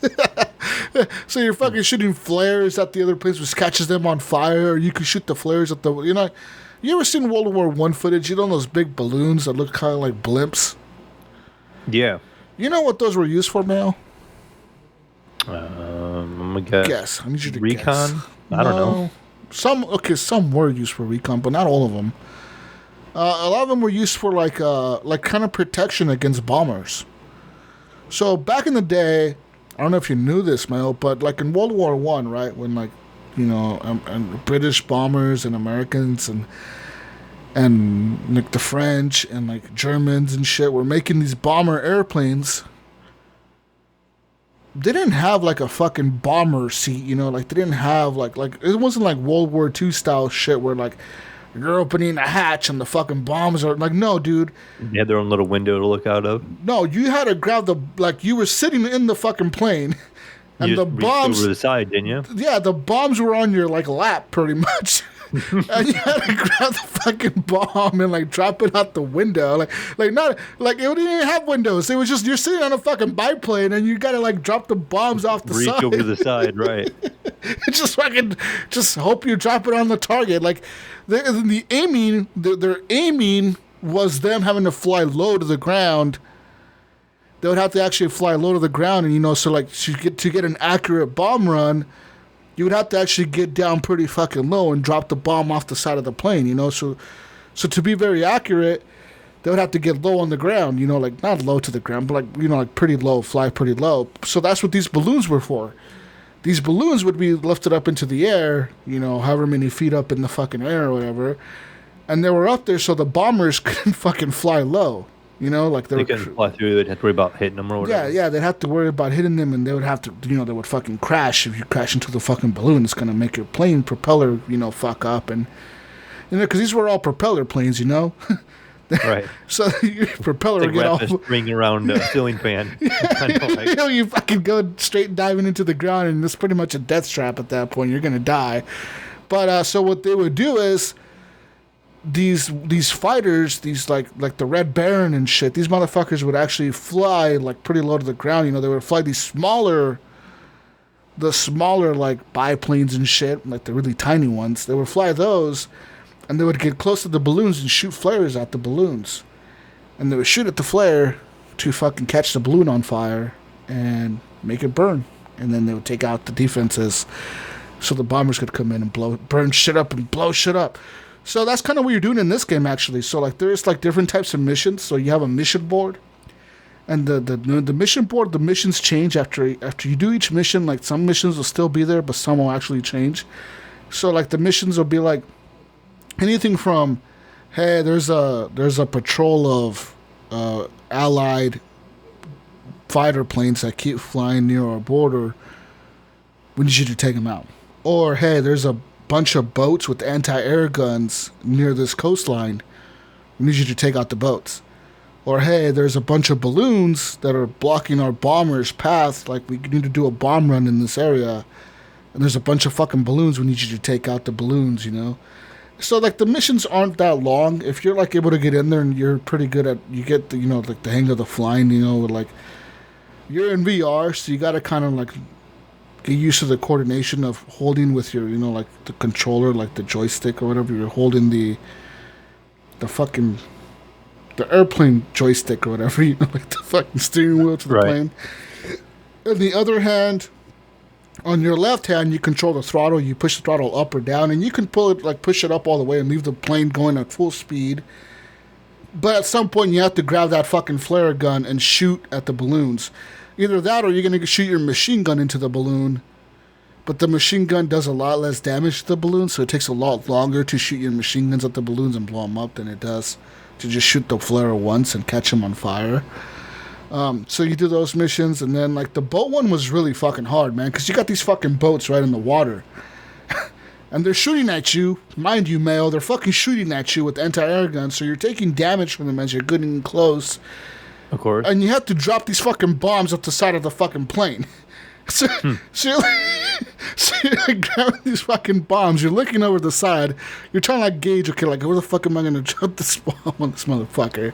And you drop the bomb and you're like, fuck, I missed. And then like you took a little bit of damage doing that. Okay, so you go back around. You come back around. Okay, I'm going to drop this other bomb. And you only have like so many bombs on the fucking plane. Like you have like 10 bombs on your plane. Right, you only going to have so much storage, right? Or 15 bombs or whatever the fuck. And like the cool thing is you can unlock different style of planes in the game. So you can unlock like better looking planes or more advanced planes, I guess.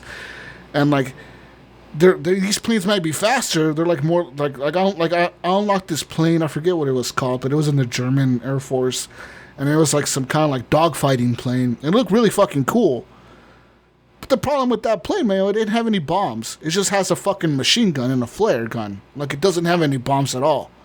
So even though I could use that to take out the boats, I'm going to have to be doing those fucking types of like dive bombs, like you have to dive and shoot at the fucking boat. As you're coming down, and then you got to make sure you don't fucking crash into them, Right. So you got to pull back up at the last second or whatever. So like that's kind of really like it's easier said than done in VR. Like, it's easy.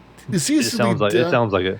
It's done and it's done pretty easily in like any other type of game, like in a 2D game. You're like, oh, that's so easy. You just fucking fly and go back up. Well, yeah, try doing that in fucking VR, bro. When you're in fucking VR. When you're trying to handle the throttle and look around and you're like, and like any, concentrate yeah, and like any little movement you make with your hand is gonna like make your plane go left or right. So you got to keep it steady, and you got to like handle the throttle, make sure you're not fucking stalling, and you're fucking like, and then like it's pretty cool because it's like, I guess I would be like in real life. You pull this back trigger and it shoots the gun, you know, like the little machine, like so you're shooting the machine gun at the fucking boats, and it's a really fucking well done World War II little fucking airplane simulator. Not World War II, World War One airplane simulator, dogfighting, killing shit fucking game. And like I said, you couldn't like once you do a mission, the missions pay you like so much. I don't know if they call it XP points or credits. They call it something.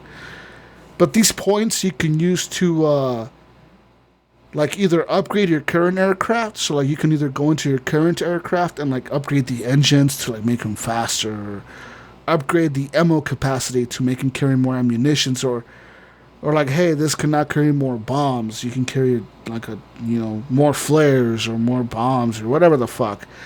Or you can save up those points and unlock new aircraft, or you can unlock perks for your squadron. So like one of the perks, because if I have 2 airplanes in my squadron, there's an AI flying the next plane, but at any time I can switch over to that plane. You know what I mean? So you can switch planes as you're flying. But the other thing you could do is unlock perks where you can unlock extra airplanes for your squadron. So like instead of having like right now I only have 2. I think my max capacity is 2. But I could unlock a perk that lets me have 3 planes in my squadron or whatever, or 4 planes or whatever in my squadron. And then it also unlocks it makes the AI a little bit smarter in combat. Like it tells them like, oh, okay, like it makes their fighting capabilities better. They're better at dodging bullets or whatever the fuck, or they're better at covering, the other fighters while you're doing other shit. So it kind of increases those perks. And like, there is daytime missions in the game. There's also nighttime missions where the nighttime missions give you more XP, but you can't see shit. I could imagine in VR trying to. You're flying in the nighttime, dude, in a fucking biplane in the fucking World War One.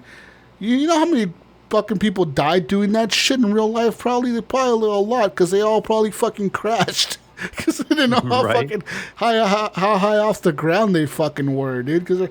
Or they were crashing into each other. You know what I mean? That shit was ridiculous. But yeah, like I felt a lot. But I was actually once I got the hang of it, I was actually having quite a bit of fun. And the graphics don't look the greatest, but they're not the worst graphics I've seen for a VR game either. They're not super realistic Microsoft simulator graphics, but they're not terrible graphics either. Mm-hmm. They're not like real blocky or nothing like that. No, they're not. They're more realistic type graphics. They're kind of they're there. They're passable for VR. So I played that. That's a $15 game, man, and it seems like quite the bargain for $15 I was like, yeah, it sounds like you enjoyed it quite a bit actually for $15. Yeah, I was like, holy shit! I'm actually surprised. This is like this good for $15. How the hell is it this good? Like I was expecting some mediocre ass shit. Like for $15, you spend $15 on Steam, you can get some pretty trash shit. Oh yeah, that's like bargain bin. Yeah, so. that's like Dollar Tree hobo shit. That's like when you go to GameStop and it has the bin of games in the middle that are really old or older on Game Pass. You could buy 3 of these for $10, bro.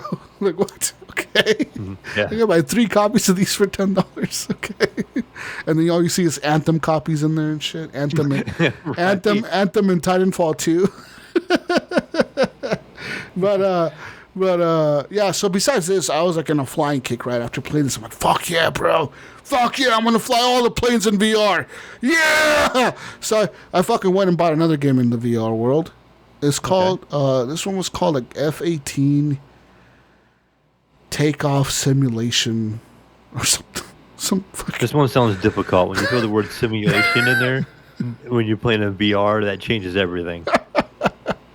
So I launched this shit, right? And it's like, okay, well, that's the tutorial. This is a $5 game, Mayo. $5. $5 game, 35-minute tutorial, and Jesus returned it in 50 minutes. So I'm guessing. So I launched this, and it starts you off in the deck of a Navy like aircraft carrier, like you're in an aircraft carrier. You're in an F-18 jet. Well, it starts off like a simulator where you have to turn on the engine or turn on the fuel. Okay, you do that. You have to actually like click, like make your like fingers into like a pointer finger in the VR and like flip up the little switch inside the cockpit. Okay, and then you got to go to the right and like flip on the screen. Like, okay, flip this switch up over here to turn on the screens. Okay, you do that. Okay, and then it's like, okay, now grab this flap over here and lift it up and out to disengage the brakes. Okay. Now turn this on over here to turn on your radio or some other bullshit fucking thing. I don't know, some fucking AV, some fucking air radar bullshit. Okay, turn that on. Okay, and then turn. Okay, now you can throttle up. Yeah, but make sure you're holding onto the joystick, so you hold on to the fucking handle or whatever. It's okay, now throttle back. You fucking that shit fucking takes. You're like, whoa, holy shit, this thing is fucking fast. That fucking thing was fucking. I was like, holy fucking shit, this is fucking quick. Okay, so it's like, okay, yeah, you learn how to take off. Congratulations, you're now certified to take off on an F-18. It's like, okay. It's like, okay, now you're gonna have to take off and like fly around and like hit these checkpoints. Okay, so like, but see, the first time, it told me the steps on how to turn on the jet. The second time, it's just like, okay, turn on the jet and take off. It's like, hey, Mayo, you've been to the tutorial once. You know how to turn on these fucking switches and turn this fucker on. Do it. And like, I couldn't figure it out. I'm like, what the fuck? So I flipped this. I'd be lost. I wouldn't have the memory for it. I'd be like, hit this button, and crash into the ground. I couldn't even take off. I couldn't disengage the brake because somehow the tracking on the controller, it wouldn't let me grab onto the fucking brake handle. Like, I could throttle up to play, and I could hear it. I could hear the engine throttling up. And I turned on the screen, and I turned on all this shit, and it was like, hey, sometimes pilots, you know, like, all they use to fly is this fucking screen. You gotta learn how to use it. It's like, okay, but like I couldn't disengage the brakes, and I couldn't take off, and it pissed me off. I was done with it, dude. I couldn't take off, okay, by myself. This was the straight up $5 simulation that I did not like. Okay, World War I simulator is pretty simple. You fucking throttle up, you take off, you're good to go, and it takes you to the mission area. Then you're like what's cool about that game, it takes you to the mission area, you fucking fight, and then it like, you know, blanks out, and then you're back at base, and all you have to do is land. Like, okay, find the runway and land, and it's like, okay, that's pretty simple. But this shit is like, you're flipping switches, you're fucking disengaging brakes, you're fucking hydraulic pumps, you're fucking. Yeah, when you throw that word simulation in there, it changes everything. What am I doing, man? I did not like that, so I got down. I was like, I'm done with this shit. So I got rid of that. But playing these games makes me want to go back and like finish Half-Life Alyx. I need to finish that game. It makes me want to play other simulators. What's a good simulator to play, Mel? What should I play in the VR? What should I don't know what to play. Like I don't know. I haven't looked in a while since I've gotten rid of mine. There's I haven't looked. Some bus driving simulator I can play. Something good. As popular as that Euro truck driver simulator, I'm surprised that's not in VR yet. Yeah. Maybe it is. I don't know. But that game is really popular for some reason. You know, a lot of people play that game. Yeah. I can see that being a popular VR game. But yeah, I don't know what to play in the VR. I mean, I kind of want to play something. Have you tried like budget cuts and stuff? I know it's not a simulator, but have you tried like that? That's kind of a mini game. I think I have tried budget. That's the one where like all the you're in a job and they're trying to kill you basically, and you gotta like sneak around through the office. Yeah. The other thing that I did try though was the what's that game called? Not a game. I played I didn't play it. It's fucking Google Earth VR. Oh, that's pretty neat. Yeah. I've never been in that, and that was fucking really cool, man. It was like some pretty cool shit right there. You can literally go anywhere in the world and everything, and pretty much look at anything in the world you want to look at. And kind of like there's like a mode where you can put everything into perspective, like like a normal perspective, like it looks pretty real. Like fuck, everything's here, like see my neighborhood. I could look around. I could walk around. Like, it was pretty wild. Google Earth. It's kind of crazy how they map the whole world. It's kind of scary. But, yeah. Whatever. It happens. Yes. Anyways, that's all I played this week, man. That's all I played. That's quite a bit. I look forward to playing some more Mass Effect. I look forward to playing some other shit. I don't know what else. I mean, that's a big game. You're talking about 3 games. When you just say Mass Effect, you're talking about 3 games. Yeah, sure. Seems like such a long. It's gonna take forever. It's gonna probably take all summer to beat all of them. And like I said, Biomutant could take you a while if you want to do all the side quests. If you want to beeline, I think you can beat it in 12 hours. I think. Oh man. But if you're doing the side quests, I think I said I had like 15 hours in it, and I'm only like 7 or 8%. So. I don't know how long it actually is if you do all the normal quests, but anything else? No, what have you been playing? Oh man, well, I told you, a lot of Biomutant. I picked that up like a couple of days after it released, and then that drove me to play Horizon Zero Dawn. Oh. I played that for about 2 days, but actually, what I ended up doing, like I said, I unhooked my PC and took it into my living room since the dog kind of has kept me in the living room, and I haven't let the dog in my bedroom yet because I have like too much stuff they can get into at this point. I just haven't had the desire to go through my room and get everything so she can't chew on all sorts of stuff and this and that and the wires and all that kind of stuff. So I took my PC out, hooked it up to the OLED, and I did play, like I said, Horizon Zero Dawn, and it has HDR and everything on there, so it looked really good on the PC. On that TV. One thing I am kind of held back by, I do not have the HDMI 2.1, so I was only getting 4K at 60. But I just turned VSync on, so it's basically locked the game at 60 frames for me. Good. And so yeah, people that like there's some crazy people out there that went and bought like these new CX9 TVs for the Xbox Series X. Mm-hmm. And I've yet to see a game that really supports that. Is there a game that really supports 120? Darren in our Facebook group, he sent us a message. He bought the C10 like I have and he's like, now I just need my Xbox Series X. He bought it for the Xbox Series X. Yeah, that's nuts. What the fuck is that Xbox gonna ever do at 120? Yeah, it's gonna struggle. I mean, I guess his line of thinking, and I guess I can agree, is he basically wants. Proof? Yeah, you get your TV is going to be stronger than what your Xbox is probably going to do, so you're not going to have to buy a TV for a while. And it's still like that's the first thing I told him. I'm like, dude, upgrade your Netflix. Netflix has so much 4K HDR content with Adobe Vision and stuff. It looks amazing. I'm like, make sure you have that premium package because it looks so good with Adobe Vision. And I'm like, you're gonna enjoy movies again, and you're gonna, obviously you're gonna, my Xbox looks really good on there, so I'm sure he's playing on his Xbox on there. But yeah, so he was excited. He was like, yeah, I can't wait to finally get my Series X now. But and speaking of getting a Series X, I'm still trying to find one of those PS5s. Still impossible.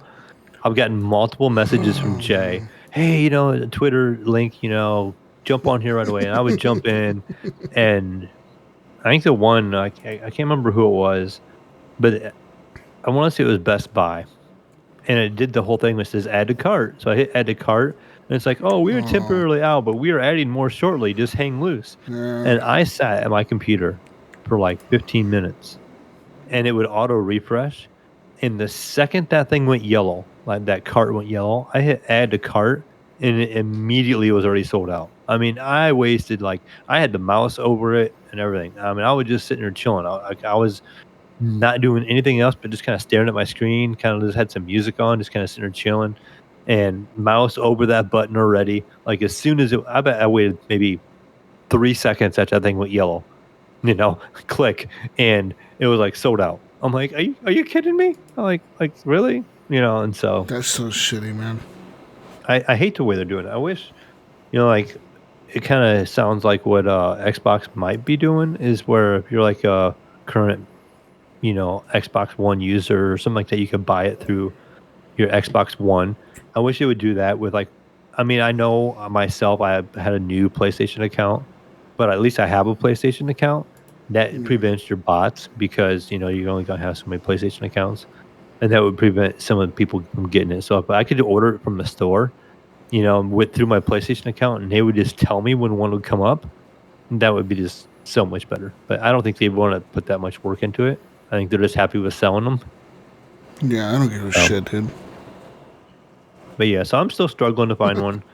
I'm debating now about just pulling some money out of the bank and just going and buying one from somebody. There's a couple people have them for like 750, 800 range. Today I was looking at Xboxes on that in that area. I was like, should I just buy one from a scalper? Like, I've seen a few for $550. That's just $50 more than retail. Yeah, that's not bad at all. And I've seen some for $600, some for $650, some used ones for $500. But I'm like, that's used. Yeah, there's only about 5 or 6 in my area right here, and I'm in a popular area.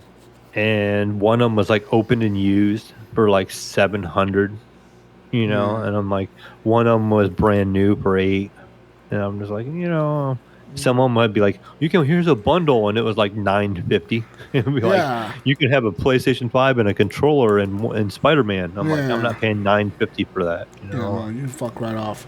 Yeah, like people try to do that with what's that game with fucking Forza Horizon 4 on the Xbox Series X. I'm like, I'm not paying you $700 for Forza Horizon 4. When it's on Game Pass. Yeah, that shit's free, dude. What the fuck are you talking about? You know what I mean? They're like, they'll throw some fucking third party fucking hobo ass controller, $900. It's like, no, dude, no, you fuck right off with that.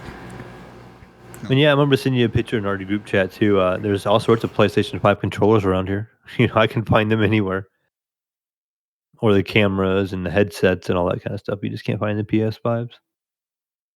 But back on what I've been playing, besides like I said, Horizon Zero Dawn, besides Biomutant, I still been playing Undermine. It's a game on Game Pass. I really enjoy that. It's got that roguelike itch for me, where you basically, you're going in this mine, and it reminds me of Zelda. It's top down. You have a grenade, like a bomb, and a pickaxe, which you can do like melee damage, or you can throw it, and it comes back like a boomerang. And you fight different enemies. You can find like little rocks of gold in them. You can mine the gold. You take that money with you. But when you die, you only get to keep a percentage of that money. So like if you upgrade it, I think I'm up to like 80%. So I can keep 80% of my money now. So when I die, if I go in with this much money, I'm only going to lose 20%. And when I get back to the shop, I'm like, okay, maybe I can buy an upgrade now. And you can go to the one blacksmith and be like, okay, you can get a different pickaxe that does more damage, it does more swing damage, or you can change the damage on when you throw it, or you can change the distance that it can go, or you can change your health. So you just can't you go a run, try to get as far as you can, get as much money as you can. You die. Hopefully, you take enough back with you so you can do an upgrade. There is times where I'll make a run in that game where you die faster than you thought, and you can't buy anything, and you're like, well, damn it, now I'm just gonna take this money in with me because you don't have to spend it. But if you die early, you're losing 20% of what you took in with you again. So you gotta like make sure you don't die early, and you can fall in holes really easy. And it takes a lot of your health. The game does it makes it difficult enough because they don't give you a lot of health back. There's like a little shop that will give you health, but it only gives you 20 health. And I mean, you have 300 health, but you take so much damage. Like you fall in a hole, you lose 20 health. You get hit by a spider, it's like 30 health. So I mean, you just take so much damage so fast. Like you can have a round where you're in like this bad spot. You'll walk in and there'll be like this big spike ball rolling around. It's like in the environment. You got to try to dodge. There's like landmines on the ground that are invisible until you step over top of them and they start flashing. And you got to like jump out of the way. Then you got these like lightning bug guys that like shoot across the map at you. And then you got these other guys that are shooting at you. So you got a lot going on and you can get hit 2 or 3 times. And sometimes when they hit you, you kind of bounce off when you get hit. And then when you bounce off of it, you'll fall in a hole and you have like no control over that. So then the next thing you know, you took like 80 damage from like one hit because you fell in a hole and you were hit by this enemy. But you keep progressing, and I have like better armor. My pickaxe does quite a bit of damage now. And then the game gives you more. So it's like, okay, here's some alchemy. So you have this alchemist and you can go back through and he has like, you can carry more potions or you can carry, the potion effect will last longer and stuff like that. So you upgrade that. And when you can upgrade it multiple times too. So the first time it cost you 3,000, which is a lot of gold in that game. The next time it's like 6,000. So you're like, well, shit, it's going to take me a while to make 6,000 gold before I can do another run. And so it can get discouraging sometimes. You just be like, oh man, I'm just never going to get enough gold to keep doing these upgrades. But then you have a really good run and you come back with some money and you're like, oh, I can finally buy something. But I'm still enjoying it. Biomutant did kind of take me away from it, but I'm definitely going to go back to it. It just kind of that nice sit back. I want to sit back and play one run. I have 30 minutes. I can, before I have to leave or something like that. Fire it up, do one run, and if you don't die in 30 minutes, you can just kind of pause it and come back to it, and go from there. The only other game I played this week, and I just started playing this today, and I don't know if you played it or not, Jesus, but I started playing a Maneater. They added that to Game Pass. Yeah. And I got it on the PC Game Pass on the PC version. So I again, it's my PC was still hooked up to my TV. So I jumped it up to 4K, turned it on high settings, maxed everything out, and the game actually looked really good. And I mean, I don't know, I played a whole lot. It was entertaining the little bit I played, but it also was kind of quiet sometimes too. Like you're just kind of swimming around. And you're like, okay, I'm gonna go eat these people, and you kind of jump up on the. I don't know if you played it or not, but you have these boats that will attack you, the hunters, and you can jump up on the boat and you can like chomp on the boat, and you kill the people that way and stuff. But it's okay. It kind of reminded me of like this modern day version of an old game called Feeding Frenzy. It was like an old PopCap game, I think, where you're like a fish and you could only eat some fishes that are smaller than you, and then you would grow. Then you could eat bigger fish, and then you keep progression that way. That's what, in this game you start off as a little shark pup and you can change your skins and everything and you're just considered a pup. And then when you eat so many fish or people or whatever, you grow to a teen, and then, okay, now you can go do this. And each area has its own little side missions. It kind of reminds me of Tony Hawk in a way. I know it's a weird comparison, but, like Tony Hawk would be like, go and perform this trick over here, where Maneater, it's like, okay, you have to go over and do this one particular thing over in this area, and it's going to unlock, your skill or whatever, or give you XP. So it's like, okay, I'm going to go over and do this. I'm going to unlock some XP. Then I'm going to go over here and try this stunt. It's like, okay, they want me to do that as a shark, and then if I can do it, okay, I'm going to get XP. Or go over here and eat so many catfish is one of them. Like, okay, you have to go over this area and eat 10 catfish. So you're like just swimming around looking for catfish, So I don't know. So I feel it can get kind of boring at times. Yeah. But I don't know. I said I'm very early into the game. Like I'm still. Yeah, I remember I played a little bit of that game because I actually bought it when it came out on the Epic Store, and yeah, I'm not far into it. Actually, something that it felt like a game that wouldn't really stick to me. No. Like I enjoyed it. Like I said, I don't think it was bad, but I just don't feel like it's a game like I would continue to play all the time. Like I don't know if I'd play it all the way through. Yeah, that's why I think I just kind of fall off. And I'm like, whatever. It's kind of good for a minute, and yeah. But I mean that's pretty much all I've been playing. I'm trying to think. Because I was off last week. If there's anything, I was pretty much busy with the puppy and my daughter. But I'm pretty sure that's about all I played. I might have played a couple of the little games here and there. I think I did try a couple. I did try Near Automata on the Xbox Game Pass. I played maybe an hour of that, and that game was okay. It's kind of neat how it changes up your camera angle all the time, like depending on what's going on. You never know what kind of camera angle you're gonna get. But yeah, I wasn't really big on the game. I mean, it seemed like it would be all right, but just not something I felt like I wanted to play at the time. So I didn't come back to it. But Well, I think that's it.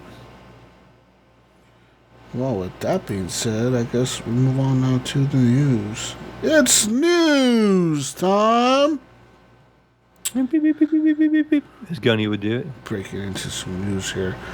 Let's get into some news, Mel. As promised earlier, I said I was going to talk to you about some CloudPunk news.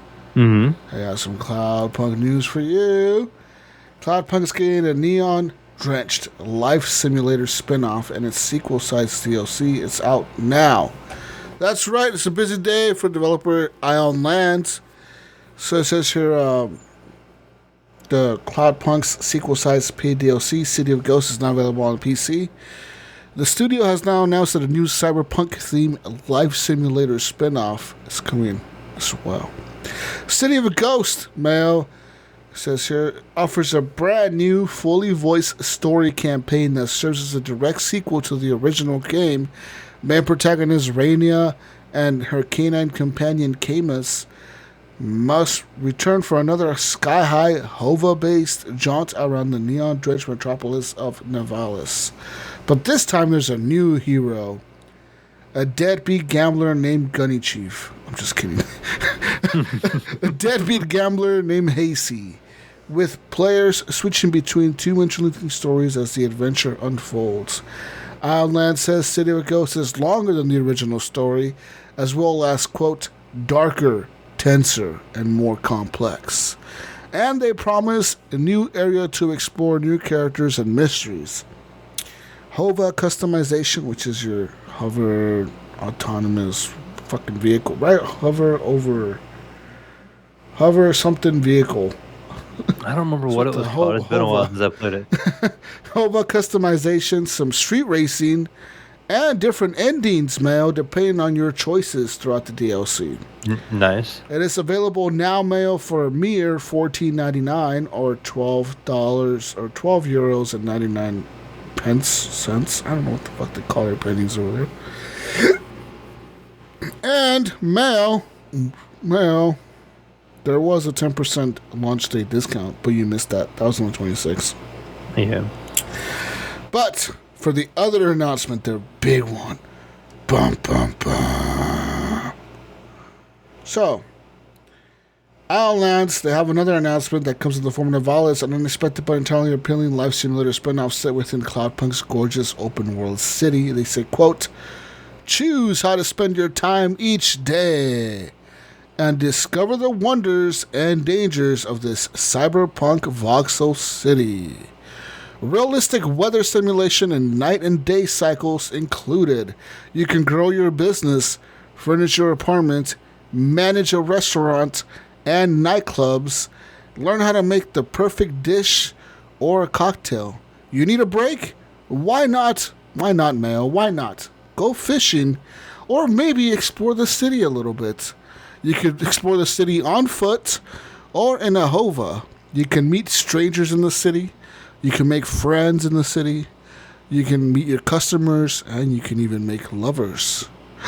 Oh. This is Nervalis, as you have never seen it before. That sounds fucking ambitious, doesn't it? Like, it does. Holy shit! You're gonna be on foot and in the car, and you could just run a business. It sounds like GTA. In this world, right? It sounds like to me. Like, I don't know. It sounds fucking nuts. But that's their DLC or their next game or whatever. That's what it's actually. It's already available on Steam. You can wishlist it right now. It's called Navalis. Wishlisted, man. I will definitely add it. You can even decorate your house. You can buy a new one. You can customize a new one. That's right. It sounds like what Cyberpunk wanted to be. like, hearing all this shit, it reminds me of the Cyberpunk. You remember Cyberpunk's announcements of like, you could do this in the game, and you could do that in the game, and you could eat a cheeseburger in the middle of a mission, and you could do this and that. And you want to do that, you could do that too, man. You want to do this, you could do that too. We do everything in Cyberpunk. That's what it reminds me of, almost. But you know, the sad part is, I actually believe this team more than I would believe CD Projekt Red. CD Projekt Red. They kind of lost all their goodwill with that one. You know what I mean? It's funny, 'cause I remember when this game came out, people were like, "Oh, they're just trying to capitalize off the Cyberpunk name because it was called CloudPunk." Yeah. You know, they're like, people are just trying to capitalize off Cyberpunk's name, and the game turned out really well. Like I said, it made my top 5 for the year last year. It's a great fucking little game, man. Like, and I'm excited to see what Ironlands does with their sequel, Nivalis. And I'm actually gonna buy their DLC because I'm gonna finish CloudPunk and then I'm gonna play their DLC. Fuck it, why not? Yeah. Especially you can play that shit in first person and everything. Hell yeah, dude. Hell yeah. Play that whole story in first person. Why not? Let's move on to some more news, Mal. Biomutant. The developer says that their upcoming patch will improve basically everything that's bad with the game, man. Yeah, I came across that article. I didn't click on it yet, but... Says here, quote, "We are working on an update for Biomutant, which we will hope to get into the players' hands soon. Most likely we will be able to deliver the update to the PC platforms first." Yeah, PC Master Race. "And then to the consoles. This update will include bug fixes and changes based on community feedback." What, on feedback already? They're changing off feedback already? So, yes, they're saying that some of the changes they're doing. Says here, we are working on the pacing. Oh, it says here, we're working on an update for Biomutant, which we'll hope gets player hands soon. Most likely will be delivered to the update to the PC, community first, community feedback.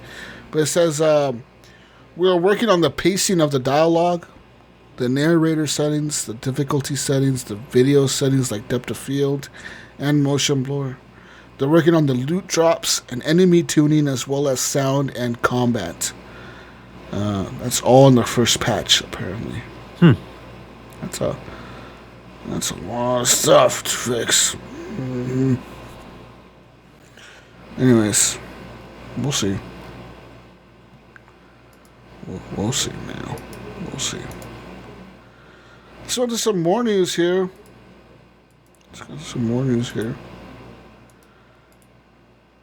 A lost Nintendo 64 version of Cubivore was discovered. That's right. Whether the name Cubivore means anything to you depends on if you're a collector of the GameCube era video games. It is a bizarre survival simulator developed by Intelligent Systems for Nintendo, originally for the 64DD, then for the regular Nintendo 64 once the DD flopped, and finally for the GameCube. Nintendo elected not to release the final version of the game in the United States, but allowed a third-party publisher to do the legwork, if they were willing to. Atlas, who always prints in low quantities, was willing to publish the game. It was a quirky and it was ignored, and you know what that means. When the GameCube was finally old enough to be a collectible, Cubivore quickly became one of its most valuable titles, man. The price of a complete in-box copy has gone up practically every month, and at last check has reached over $600. Oh man, jeez, we better sell our copies that we have, huh? No, right? The Japanese title was Daibutsu Bancho,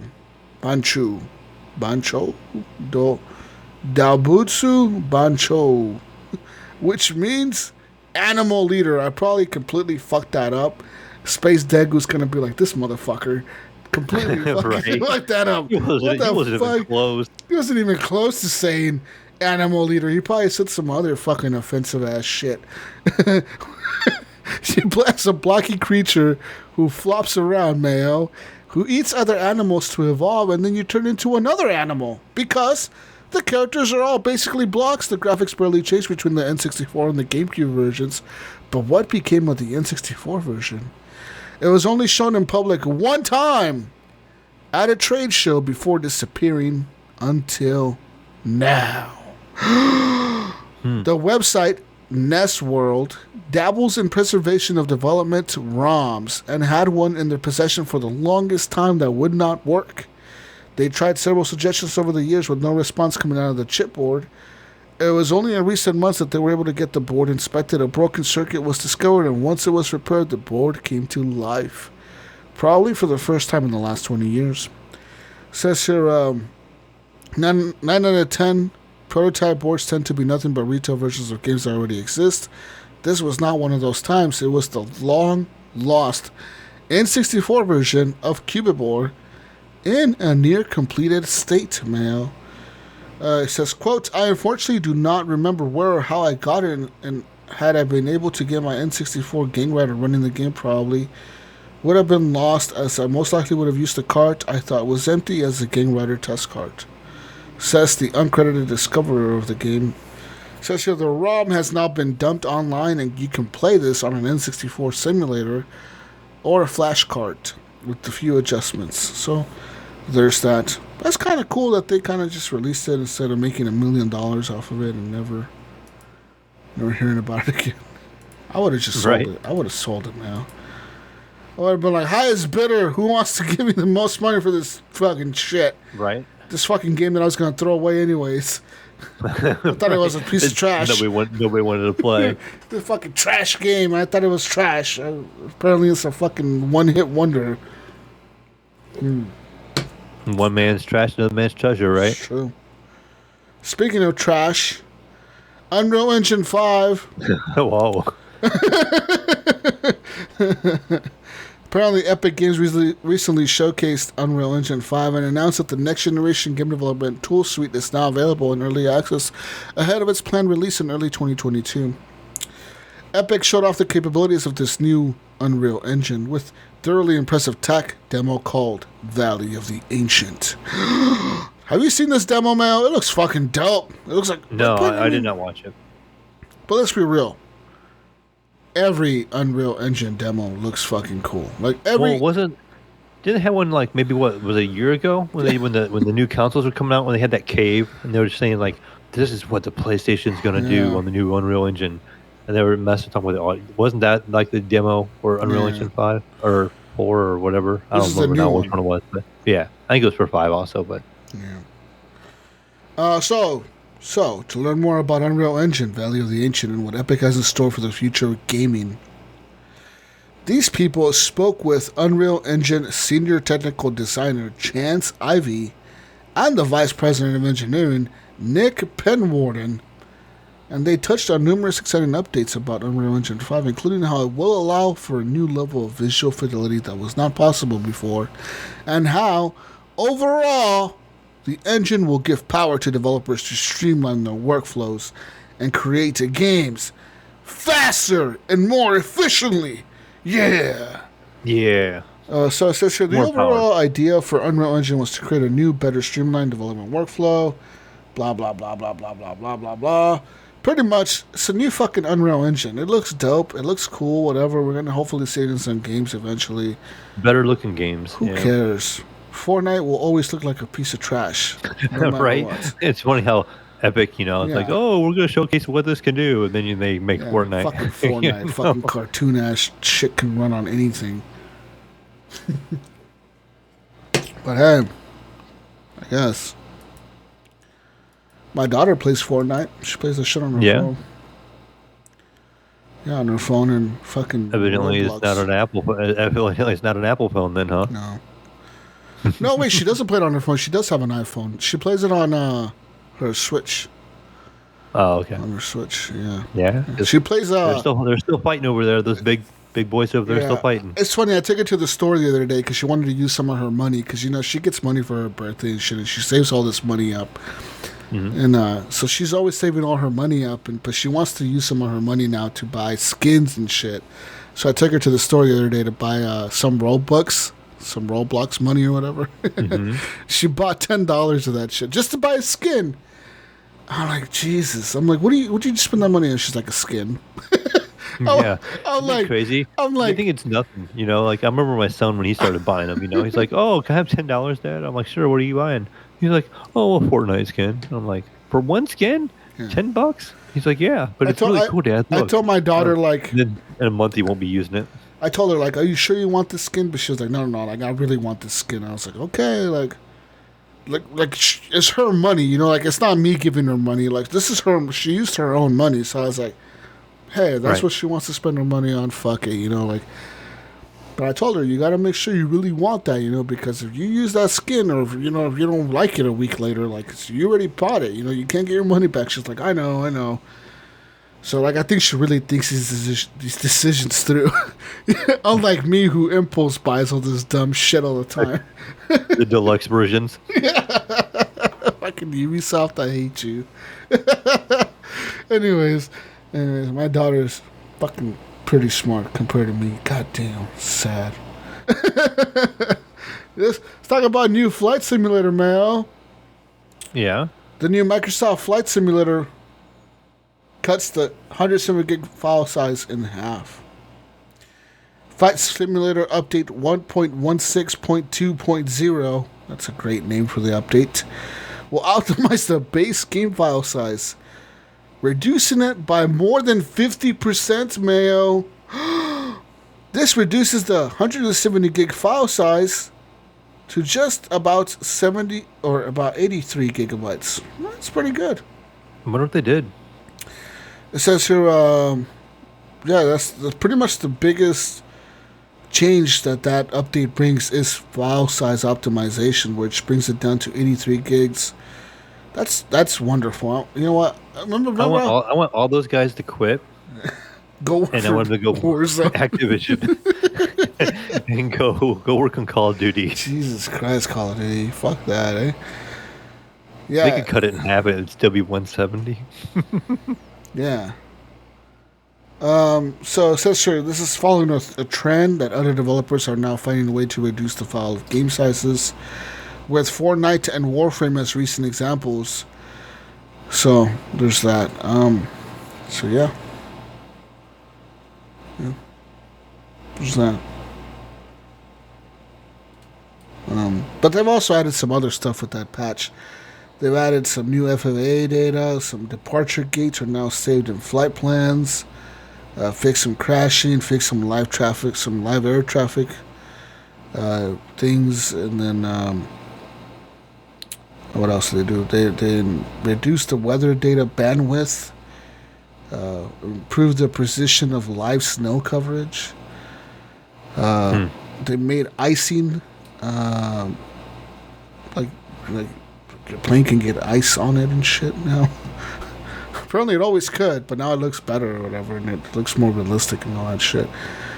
They added a bunch of changes to all the airplanes, and a bunch of changes to the turboprops, and this patch is huge, man. I can go on for like 10 minutes reading all this there's like a lot of patch notes here, dude. Holy shit, I thought it was just a little patch.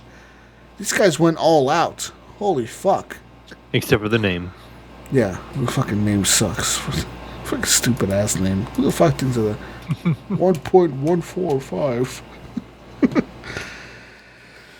Let's move on to some more news. I can't wait for Battlefield 6 to be announced. It's going to be this month. I'm so excited. Oh, yeah, there's a leaked video about that. It was supposed to be in-house only, but I don't have it in the news. Really? Yeah, I've seen it. What? Came across the other day. Battlefield 6 trailer fully leaked? What? What is... Mayo! What? I know, right? Wow, I gotta watch. I'm all clicking all kinds of links now. I'm clicking. I'm clicking Reddit links. You just got 9 viruses and I'm clicking Reddit links. malware. I'm getting trolled. What the fuck? This is a troll video. Goddamn fucking trolls. China's following now. They got all your information. Fucking Chinese motherfuckers. God damn it. God. What is this? Oh, man. Oh, man. Anyways. Okay, there's one here. Sony has now revealed that 41% of PlayStation players are female. Oh, that seems high to me. That seems like a bullshit number. It really does. It seems like such a bullshit ass number. Like, oh yeah, 41, 4 out of 10. Okay, I'm gonna tell you what. 20% of those 41 don't identify as their actual gender. It's some dude who put female on his PlayStation account because he thought he would get better discounts or something if he put female.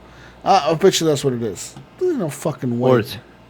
Or it's all the Xbox players saying 40% of them act like a bunch of girls. Yeah. Making fun of the PlayStation people. You know, a bunch of girls over there. They have to be all girl players.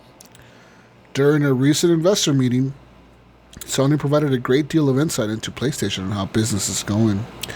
One of the most interesting details was the fact that 41% of all PS4 and 5 owners are female, a figure which has jumped significantly over the last generations.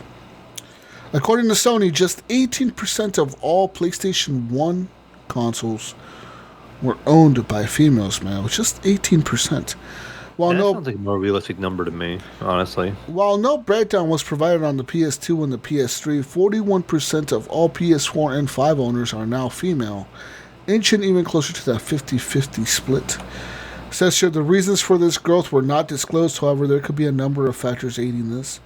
Over the past generation, first-party games have offered a much greater amount of diversity, with many more notable female protagonists in their games. It could also be due to the destigmatization taking place surrounding female video game players. Regardless of this reason, it is good to see more and more people taking interest in video games, developers, players, and enthusiasts. I mean, personally, I could see it happening, like being a lot, because there is a lot of girls that game. Like I know a lot of fucking girls that game, but they just never ever. Like they even tell me, like when I'm in a multiplayer lobby, I never talk. Like, why? I'm like, why? They're like, because as soon as you talk, you got some fucking creeper fucking. Right. Trying to fucking the whole lobby, all of a sudden you. he's like, girl. they're all trying to hit on you and shit, sending you private messages and shit, talking about fucking weird shit. So that's why I never talk when I play Call of Duty. She's like, I just shut up and just fucking play. She's like, now if somebody wants to play with me that I know personally or whatever, she's like, I'll invite them to a party and we'll be in a private party and we'll play, but we won't be talking in the public lobby. Right. Okay. Well, that makes sense. Cool. But yeah, so maybe it is right, Mel. Maybe 41% of PlayStation gamers are female. Yeah, I don't know. To me, it still seems high, but I'm sure it's rising. I could see the numbers getting better. I just feel like it's, like if I just look at our community in general, how many females we have in our community. I know we have some. We have Dawn and we have Noemi and a few others, but it wouldn't be 40% of our community. Mm-hmm.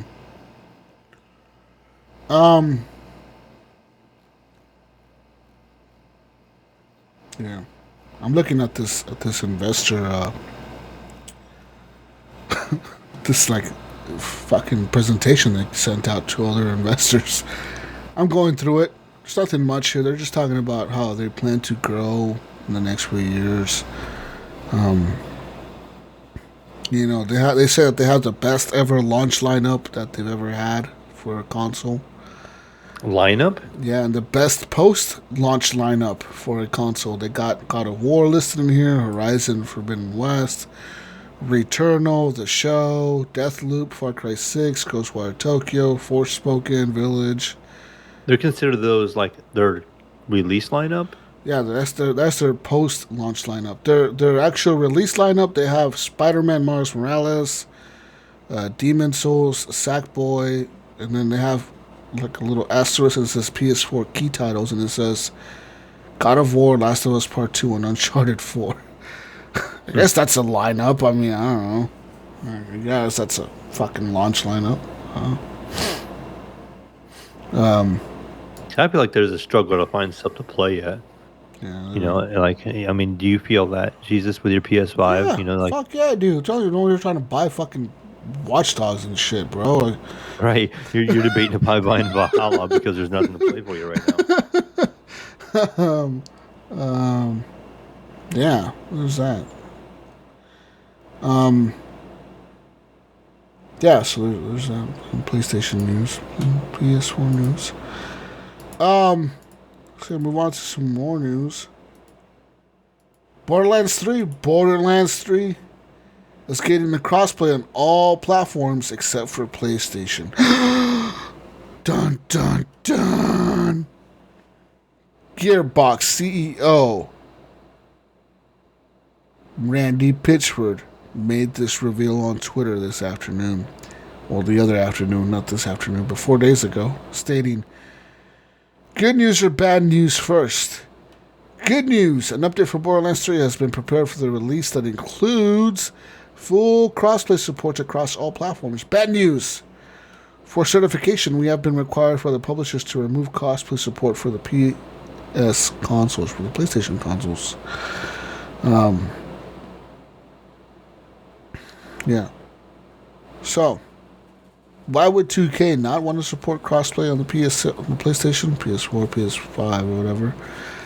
Well, the answer to that, Mayo, lies in this Epic versus Apple lawsuit.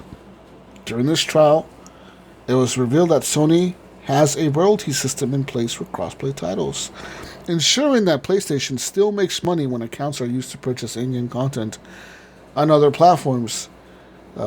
This trial only revealed that this system is in place for Fortnite, but it is possible that Sony is using the system with other game publishers as well. So there's that. Maybe 2K is saying fuck you to Sony. Like, hey, we're not going to pay your stupid fucking royalty. Fuck you guys. Huh? Fuck you. Yeah. They just don't have that epic clout where, like, with Fortnite, you know, they went after Sony and they're like, you know, we're going to sue the crap out of you. And kind of strong-armed them into it, you know, because Fortnite was so big at the time. Yeah. They were like, fine, you know what? You're just going to suffer. We'll just pull Fortnite off, or, you know, didn't they threaten to pull Fortnite off of Sony? Off the PlayStation Store or something like that? Unless they would allow it or something. I don't remember how it all went down, but I remember Epic kind of bullied him into it.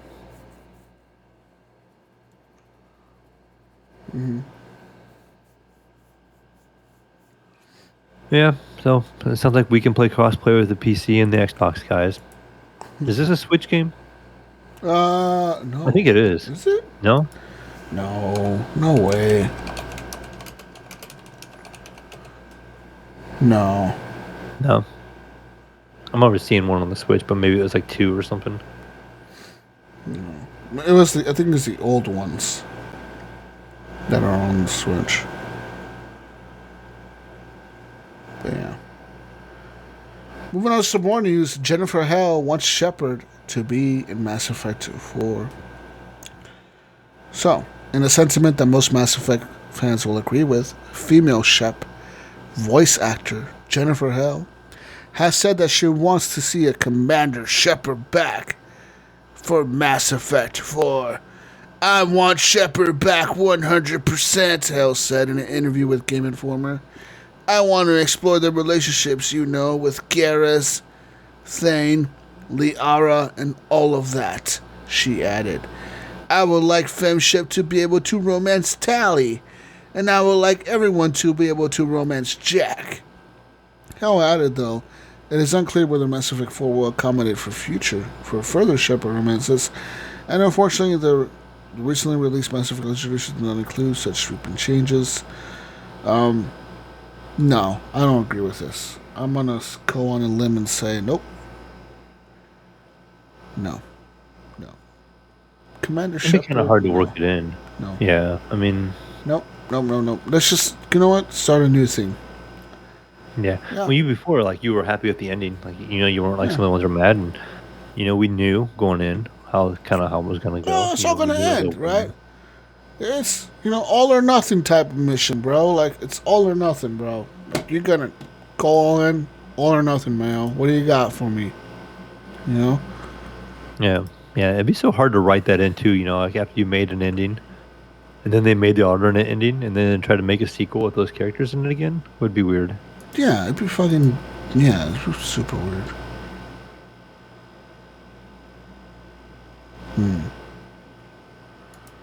Yeah, I know. I'm not in for that. I'm not in for that. What else? What else do we have for news here? Surprisingly, this time of year is when we're getting all the leaks for E3. Nothing has leaked yet. It's close. I mean, what? It's about 2 weeks away? Yeah, so nothing has leaked. I'm fucking surprised. I did see, when I was looking through news, I did see a list of the events, like when they're going down, but I didn't, add it to the news, so that is out there on the internet now. All right. Well, we got a list for you right here, man. How about that, man? How about nice. That? Says here, this year's game festivals kick off right about E3 on June 10th. You can expect some big reveals. When Ubisoft on June 10th at 11 a.m. Pacific time, 2 p.m. Eastern, 6 p.m. BST, whatever the fuck that means, and June 11th in Australian fucking time, Ubisoft Forward will be shown. Ubisoft is the first big game publisher and developer that will run its own press conference at E3 2021, Mayo.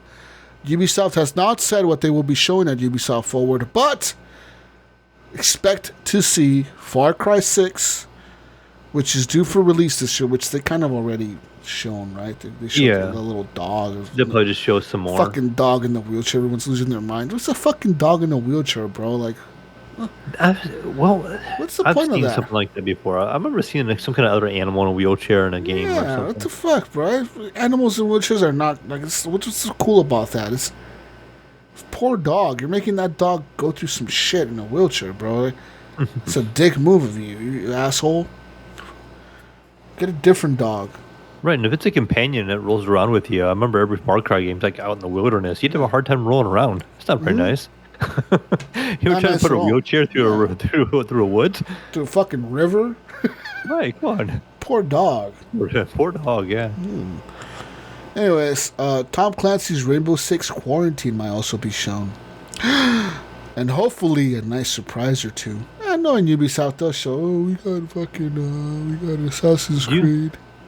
You think we'll see anything with Splinter Cell? It's been pretty dead for a while. I think that we're gonna see a lot of talk of that new game from Division. I was gonna say the Division pregame called Homeland. That's gonna be showcased heavily. I think they're gonna be pushing that a lot because right now the competition is Fortnite and Warzone and free-to-play games, and I think that Ubisoft, for some fucking reason, has got it in their head that they need to compete with these companies for this money.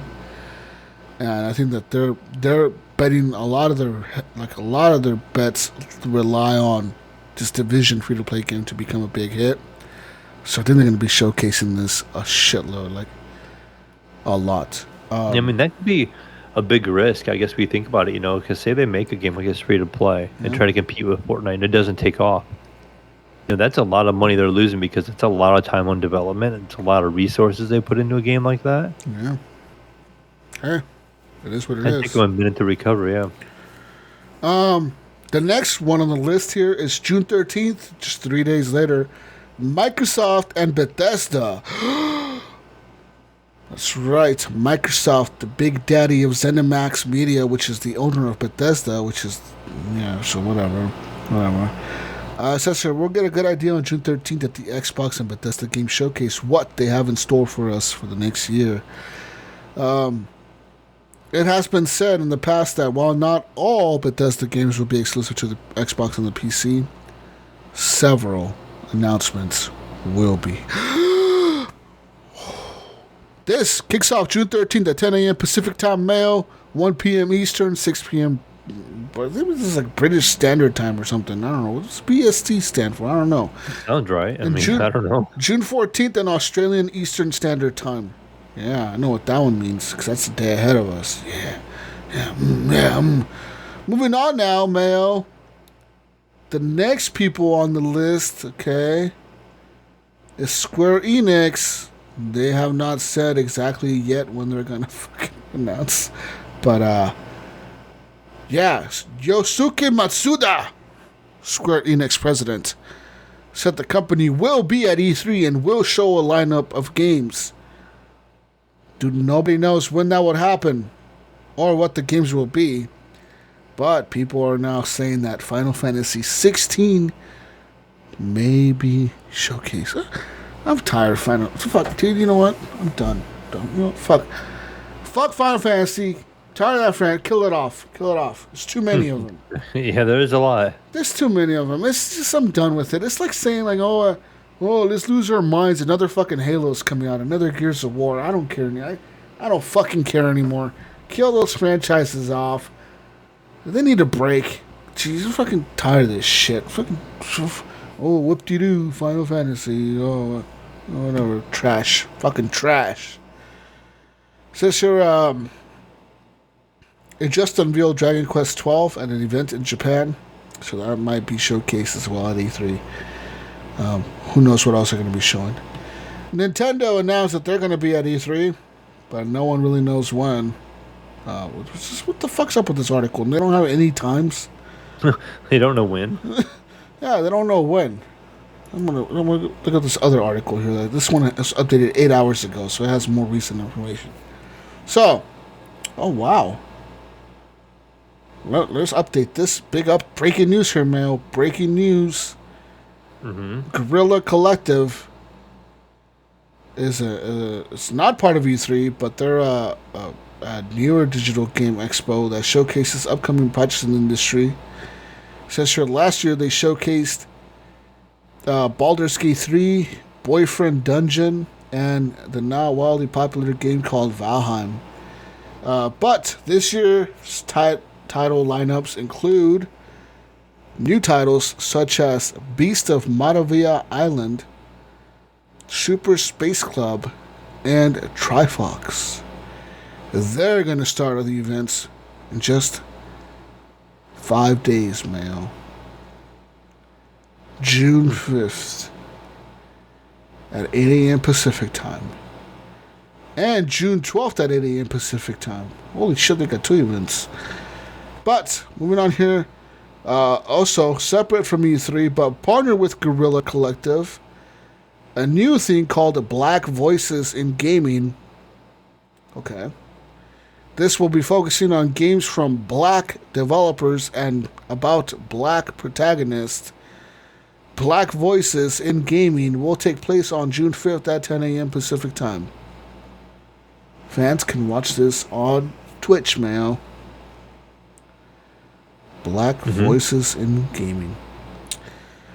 Summer 2021 Summer Game Fest is what it's being called, presented by Amazon Prime Gaming.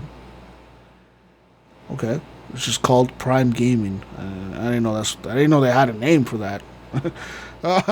Summer Games Fest Kickoff Live, presented by Prime Gaming, is another gaming event separate from E3 2021, Mail. According to this teaser trailer, 2021's Summer Game Fest Kickoff, sponsored by Prime Gaming, is the start of a series of digital events covering game reveals, teaser trailers, and gameplay demos throughout the summer. The kickoff will take place on June 10th at 11 a.m. Pacific time and will be hosted by yours truly, Jeff Keighley. That's fun. Jeff Keighley, huh? Fans can watch on the official Summer Game Fest website. I guess they have a Summer Games. Go look that up. You probably could just Google it and find it.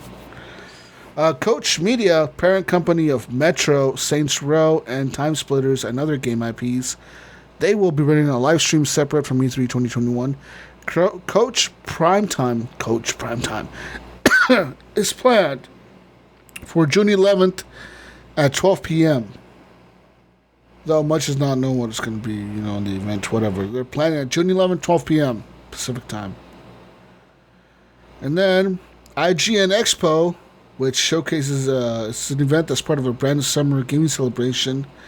Along with unique new announcements, the expo will be providing some more information on some of the games revealed at Summer Games Fest kickoff. IGN Expo will take place at June 11th at 1 p.m. Pacific time. You can watch this on IGN's social media channels and Twitch, YouTube, and Twitter. And a bunch of other shit. It says here another thing that's separate from E3 2021, but it's still kind of like around there. Is another partnering with Guerrilla Collective called Wholesome Direct, Mayo. Wholesome Direct. This will be an indie game showcase that focuses on a slice of life, simulation, and feel-good games. Fans of relaxing simulation titles like Animal Crossing, what the fuck, will want to consider tuning in on June 12th at 10 a.m., Mayo.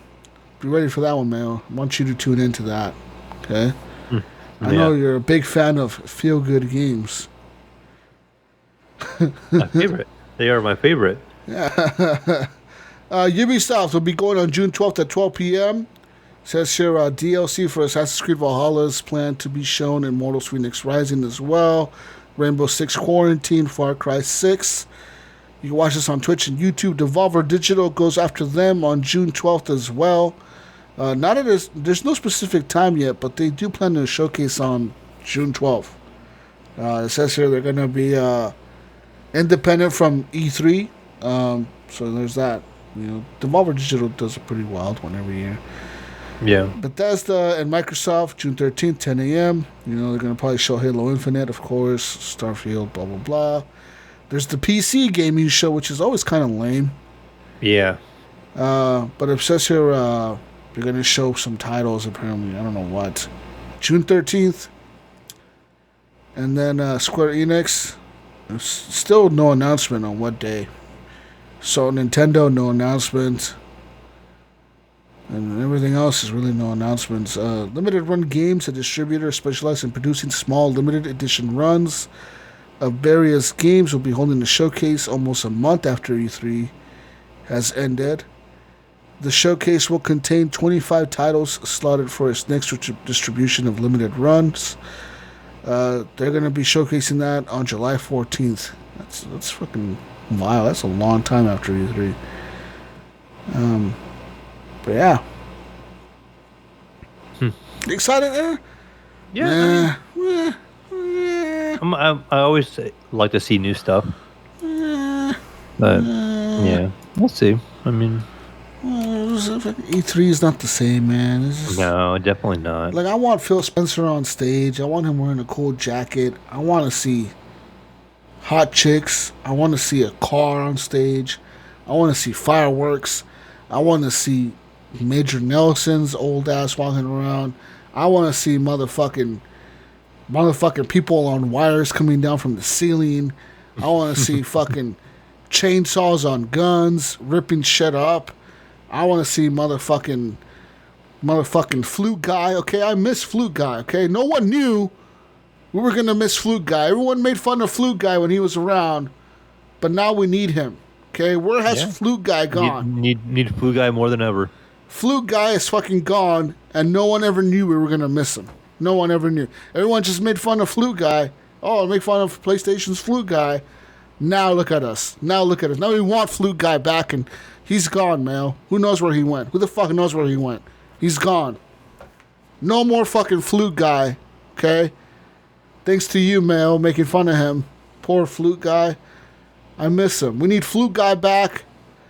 We need motherfucking Nintendo back with their same shit every fucking year. Right. The fucking Mario games and shit. We need motherfucking Ubisoft being real fucking stupid with their fucking... we're going to show some gameplay demo of Rainbow Six Quarantine. And then they're showing like 4 dudes playing the game or whatever, supposedly live. And they're totally talking like no one ever talks in multiplayer. Right, Hey, completely scripted. hey Mayo, I want to cover your 6. Mayo, I got your 6. Go breach that door. It's like, no one ever fucking talks like that, dude. Right. Hey, Gunny Chief. What? Gunny Chief, I need you to flank left and head down 2 clicks. Meet us at the corner. Like, what the fuck? What are you talking about, Jesus? Clicks? What are you talking about, clicks? Yeah. These motherfuckers talking fucking military jargon and shit. Like, we fucking understand this shit. All right? There ain't no one doing that, but, we miss that shit. I want that shit on stage. I want to see dumb shit. I want to see cool shit. I miss all that, man. Yeah, I'd like to see it too.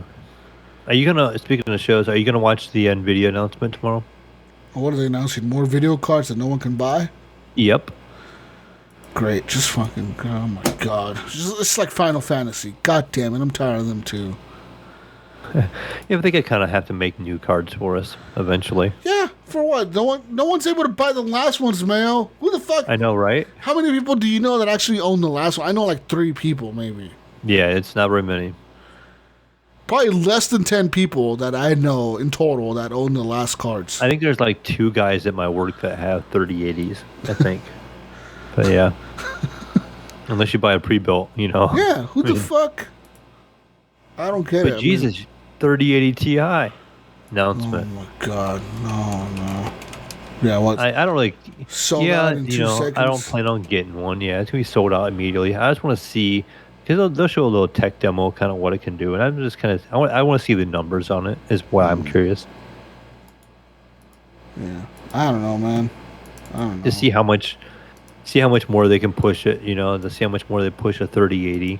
Because do you think they're gonna make it more powerful than the 3090? Like, that's the question. For me, like, is it gonna be? I got a feeling it's gonna be right in the middle in the price range. Yeah, it should be like 800. And so 800 probably means 1300 because of markup and not be able to find them in right now. But yeah, we'll see. Hopefully it's a monster card, and maybe somebody lucky will get one. We'll see. It's like winning the COVID lottery. Yeah, right. Like, I got the graphics card. It's like the same odds. Yeah, pretty much. I feel like I have a better shot at winning the Ohio COVID lottery than I did getting a PlayStation 5 at this point. Probably do, yeah. Let's move on to some more news here. Netflix wants to get into gaming now. Yes. But, I mean, people are saying that's not a good idea, that they shouldn't do it. What do you think? I think if they would stick to, like, choose your adventure type stuff, maybe. Kind of like how they did Bandersnatch. Yeah. And, like, we have games like Night Shift or whatever, and a couple of those, FMV games. Yeah. Full motion video games. Maybe something like that I could see, but, like, having, like, a platform. Are they talking, like, streaming a game, or are they talking about, like, streaming a movie that you're making choices? No one really knows what they're talking about. They just want to get into gaming. No one really knows what they're saying. They're like, that's pretty vague, because the term gaming now can be very, very vague. You can play a slot machine thing on your phone, and that's considered gaming, by some people. In other news, Meryl Dandridge, an actor who's had a very long career in television and theater, will be reprising her role of Marlene in HBO's The Last of Us adaptation. That's right. So, Marlene is integral in how lead characters Joel and Ellie join together and head off on their zombie road trip in the first place. It says here, it is unknown how much of the game story will carry over from the television adaptation. But, so there's that. I mean, there's that. She's going to be back on there. So, there's that. Also, Pedro Pascal, which is the dude who plays the Mandalorian, he's going to be playing as Joel, which is kind of like, I could kind of see it. And Bella Ramsey will be playing as Ellie in the TV show. You excited to see her as Ellie, Mayo. You know who that? You know who that is? Bella Ramsey. Yeah, vaguely. I mean, she's the little girl from Game of Thrones, the one at the end of the season, the last season.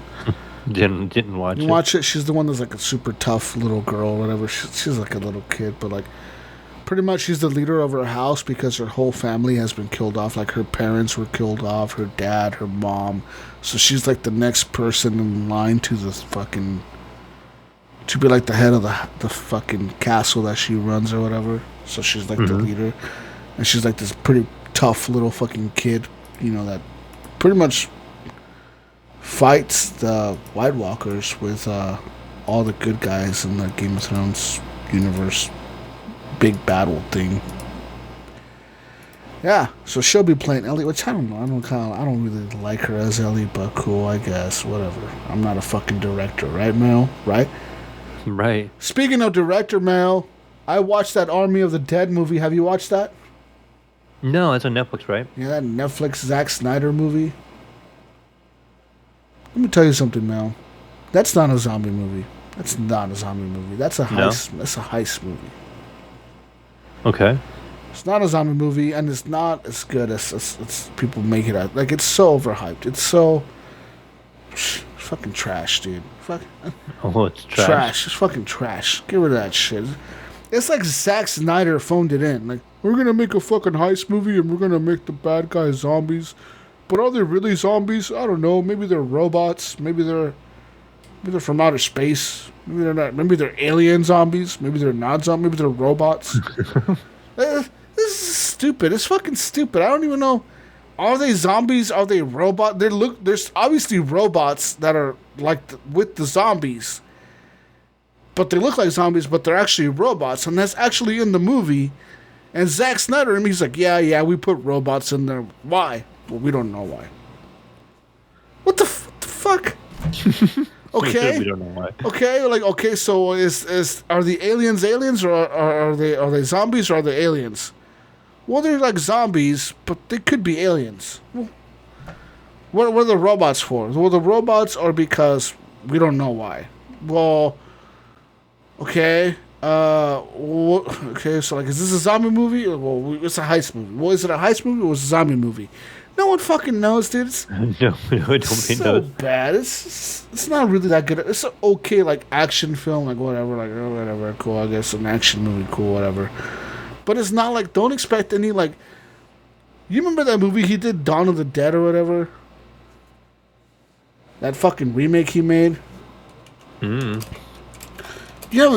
had to have seen that zombie movie, Mel. Dawn of the Dead. I don't. No, I don't think so. Is it the one where they're in the mall?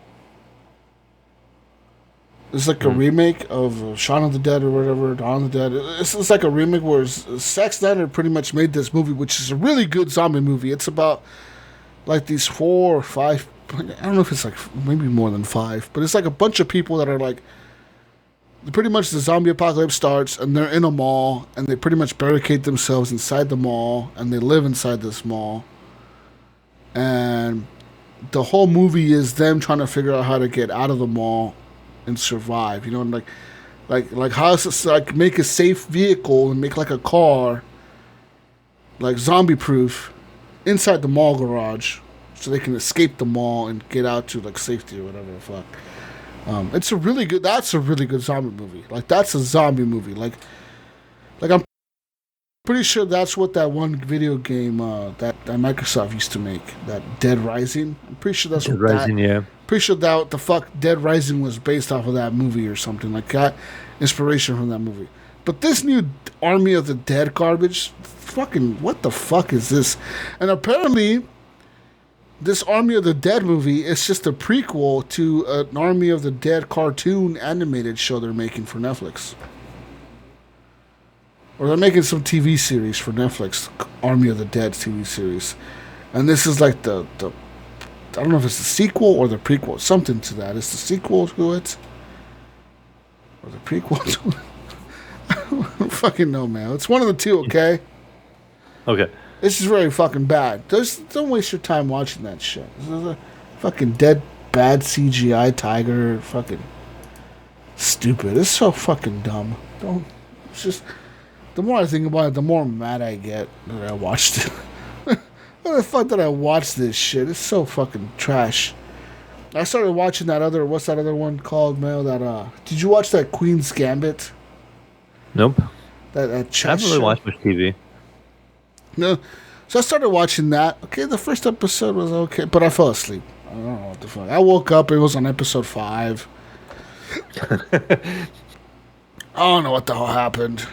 I don't know. Something about some little girl. Her mom dies, and she gets sent to this orphanage. She gets medication. Something about this medication makes her calm or something, or makes her like mind focused, or she can like envision like chess. She can see this chessboard on her fucking ceiling, and she can play out moves. She can play out a whole chess game when she takes these pills. But when she's not taking the pills, she can't play chess for shit. But when she takes these pills, she's really good at chess. She can like envision a whole chess game and like think like 20 moves ahead of you or whatever, you know, like if you do this, I'm gonna do this. If you do that, I'm gonna do this. Like she could think all these moves up. But it's so fucking, I don't know, it's weird. It's just supposed to like this champion or whatever the fuck. It's some fucking stupid chess. Fucking trash. Fucking trash. Trash show. I'm tired of all this shit, man. I'm tired of all these fucking trash shows, trash movies, trash shit. You know, like, to me, movies, I don't know, they just kind of lost their, I don't know. I see these movies now and the actors, I don't even know who they are anymore. I'm like, who is this guy? Who is that guy? You know, like, to me, it's like a new wave of actors coming in, you know, and I miss those days of having that actor. It's like, you just want to see it because it's that actor. You know, like, what happened to the days of the Schwarzeneggers and the Stallones and the Jason Stathams and stuff? Like, you don't see that as much anymore. Yeah.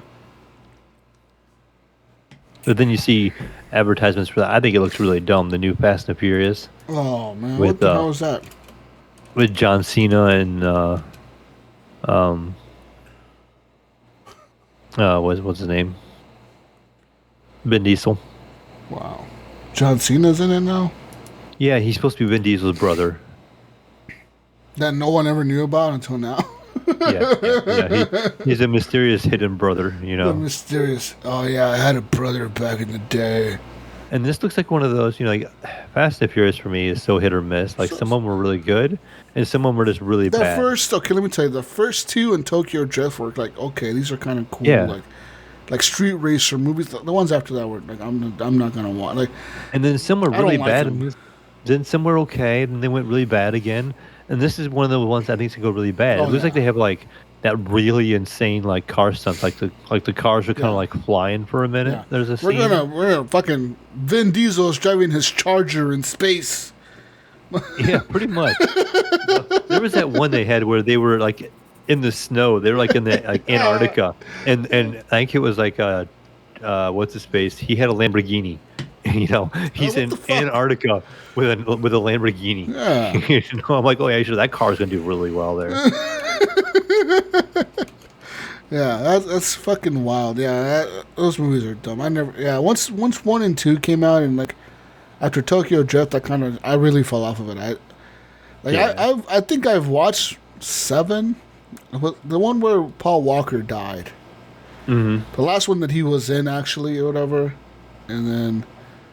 You know, when they brought The Rock in, it was okay for a minute, you know, and then Jason Statham was in there.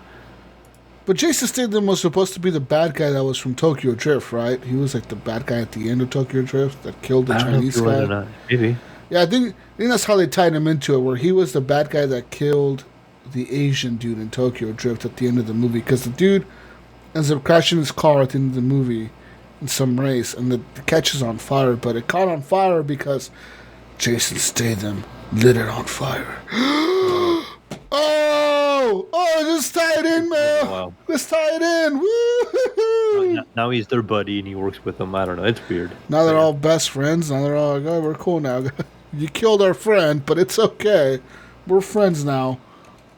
Yeah, it's so stupid. Fucking dumb fucking ass. They're so stupid fucking movies. I am. Probably the one show I still am watching. I'm still watching Mythic Quest. Oh, hell yeah. I'm watching that shit too. I need to watch the newest episode. I haven't watched the newest one, but I watched the last one where the dude couldn't drive the Porsche. Oh yeah, that was that GT4 Porsche. Yeah. It goes to GT4. I didn't know it was this one. His office. Yeah. The last episode was kind of interesting. I'm not sure how it's going to go from here. Okay. I'm curious. Okay. Yeah, but I really like that show. Mythic Quest is fucking funny, dude. I like the chick who's like super hardcore, the white girl, the conservative chick. Oh, The Joe? assistant. Yeah, the assistant to that one dude. Oh yeah. She's like super evil and shit, but then she's like Yeah, really nice. She's probably one of my favorite characters. Yeah. I like her, and I like the customer service girl that lives down in the the basement. the HR lady.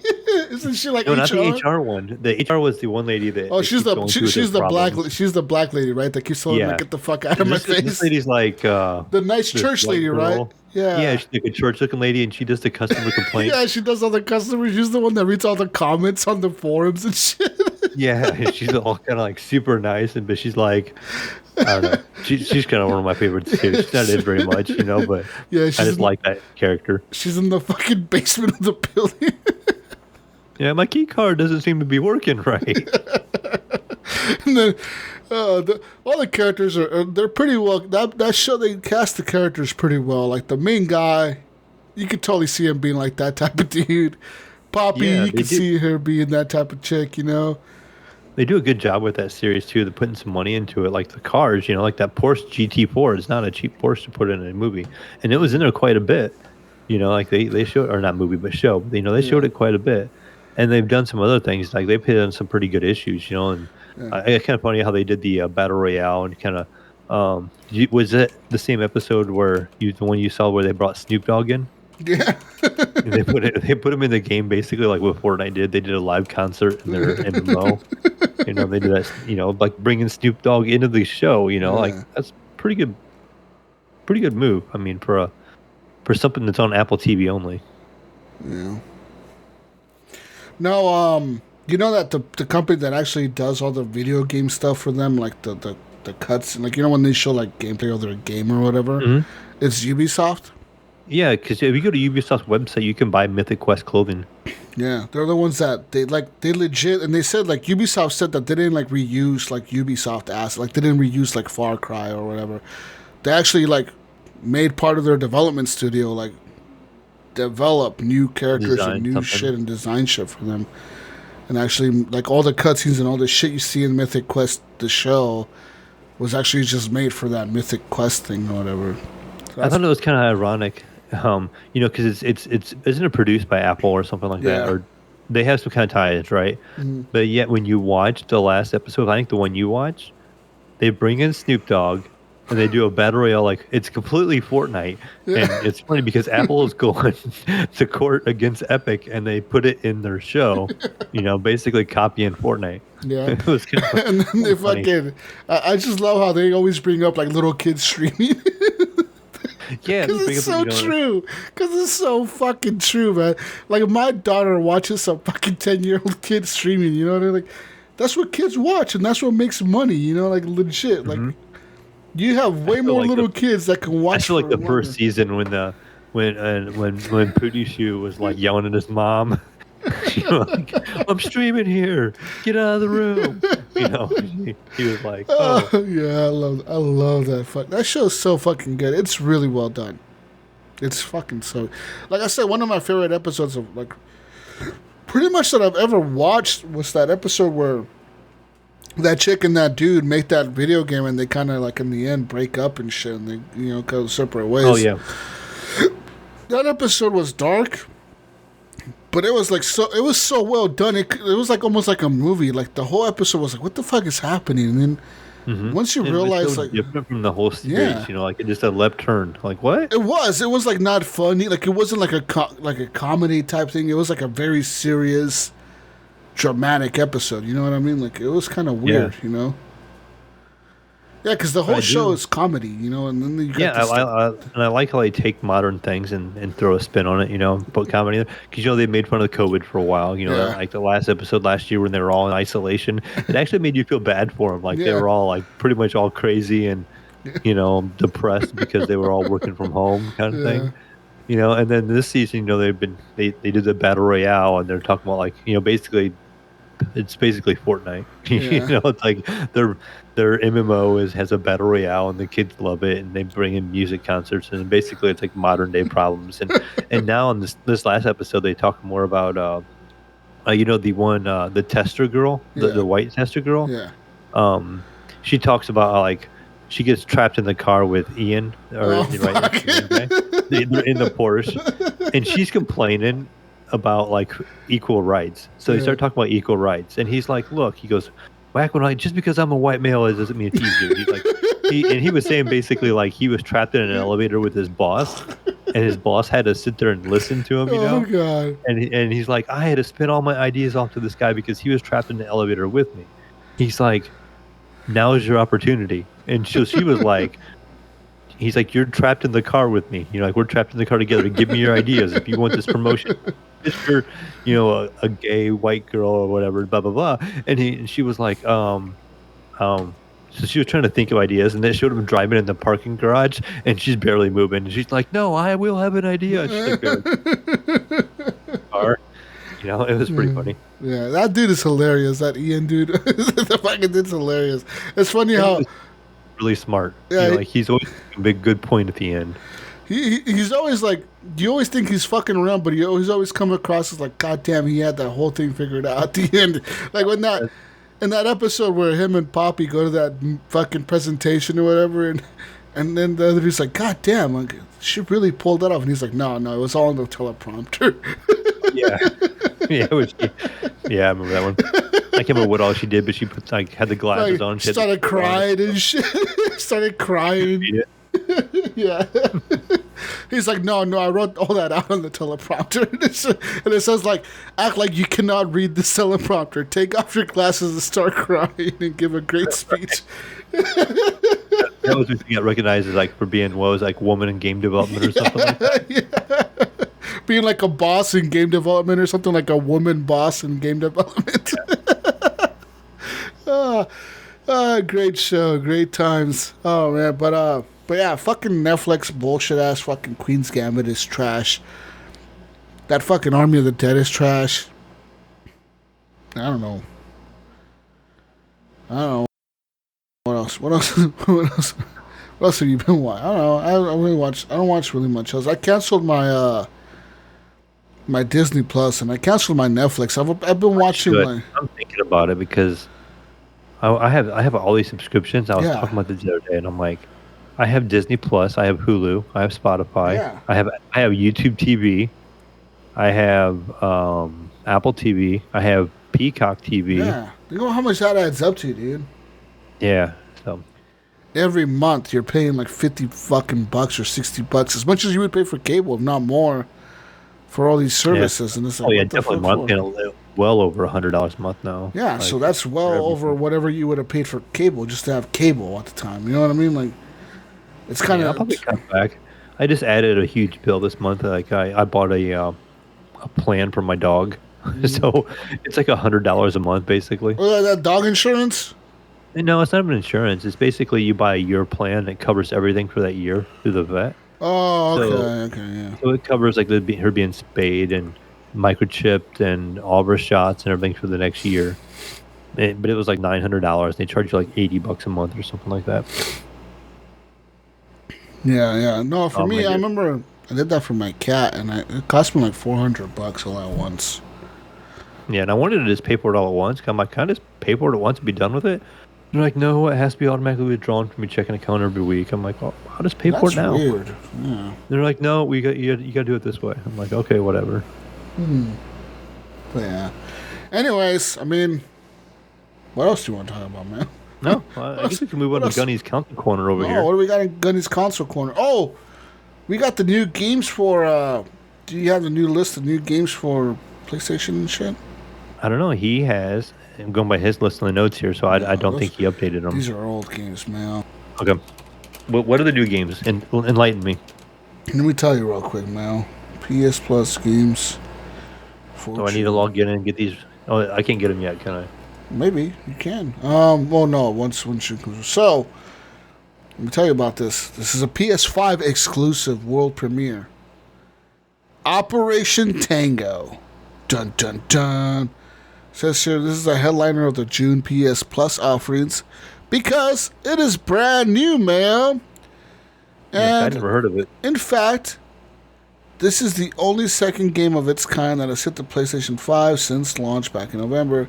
The title reminds some of It Takes Two, though the story couldn't be any different. Says here, where It Takes Two features two people put into the bodies of dolls, this is all about a couple of spies trying to complete their mission without getting in each other's way. As some might have guessed from the comparisons, Operation Tango is a strictly cooperative game that cannot be played by just one person. Since you're armed with an art style that certainly stands out. So the point is indeed to try and pull off a spy mission. Yet another thing that it makes it stand out is that this game isn't where players see the same thing. In fact, the point of this is to call out to a teammate what each other is seeing in order to solve various puzzles and complete the mission successfully. So, this game is meant to be played on the PS5 specifically, though the game is also offered on the PS4.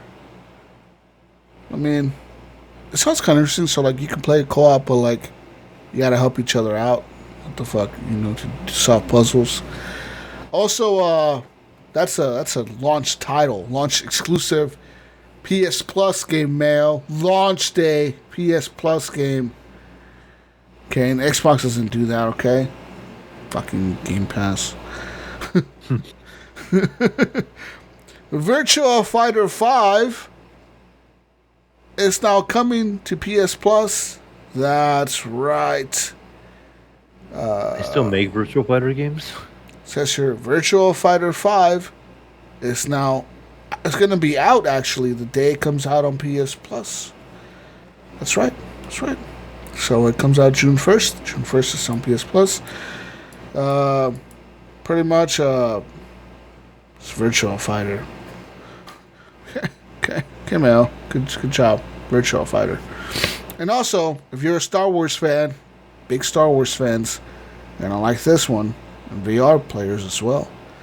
Star Wars Squadrons is going to be the third and final game for PS Plus members to get. Star Wars Squadrons is the newest Star Wars game set in the Star Wars universe. You can fight as an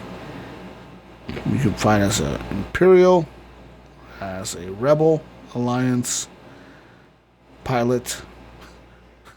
Should I try it in non-VR? You've never tried it? No. I don't know if it's on Game Pass now, so I can play it on Game Pass on the PC.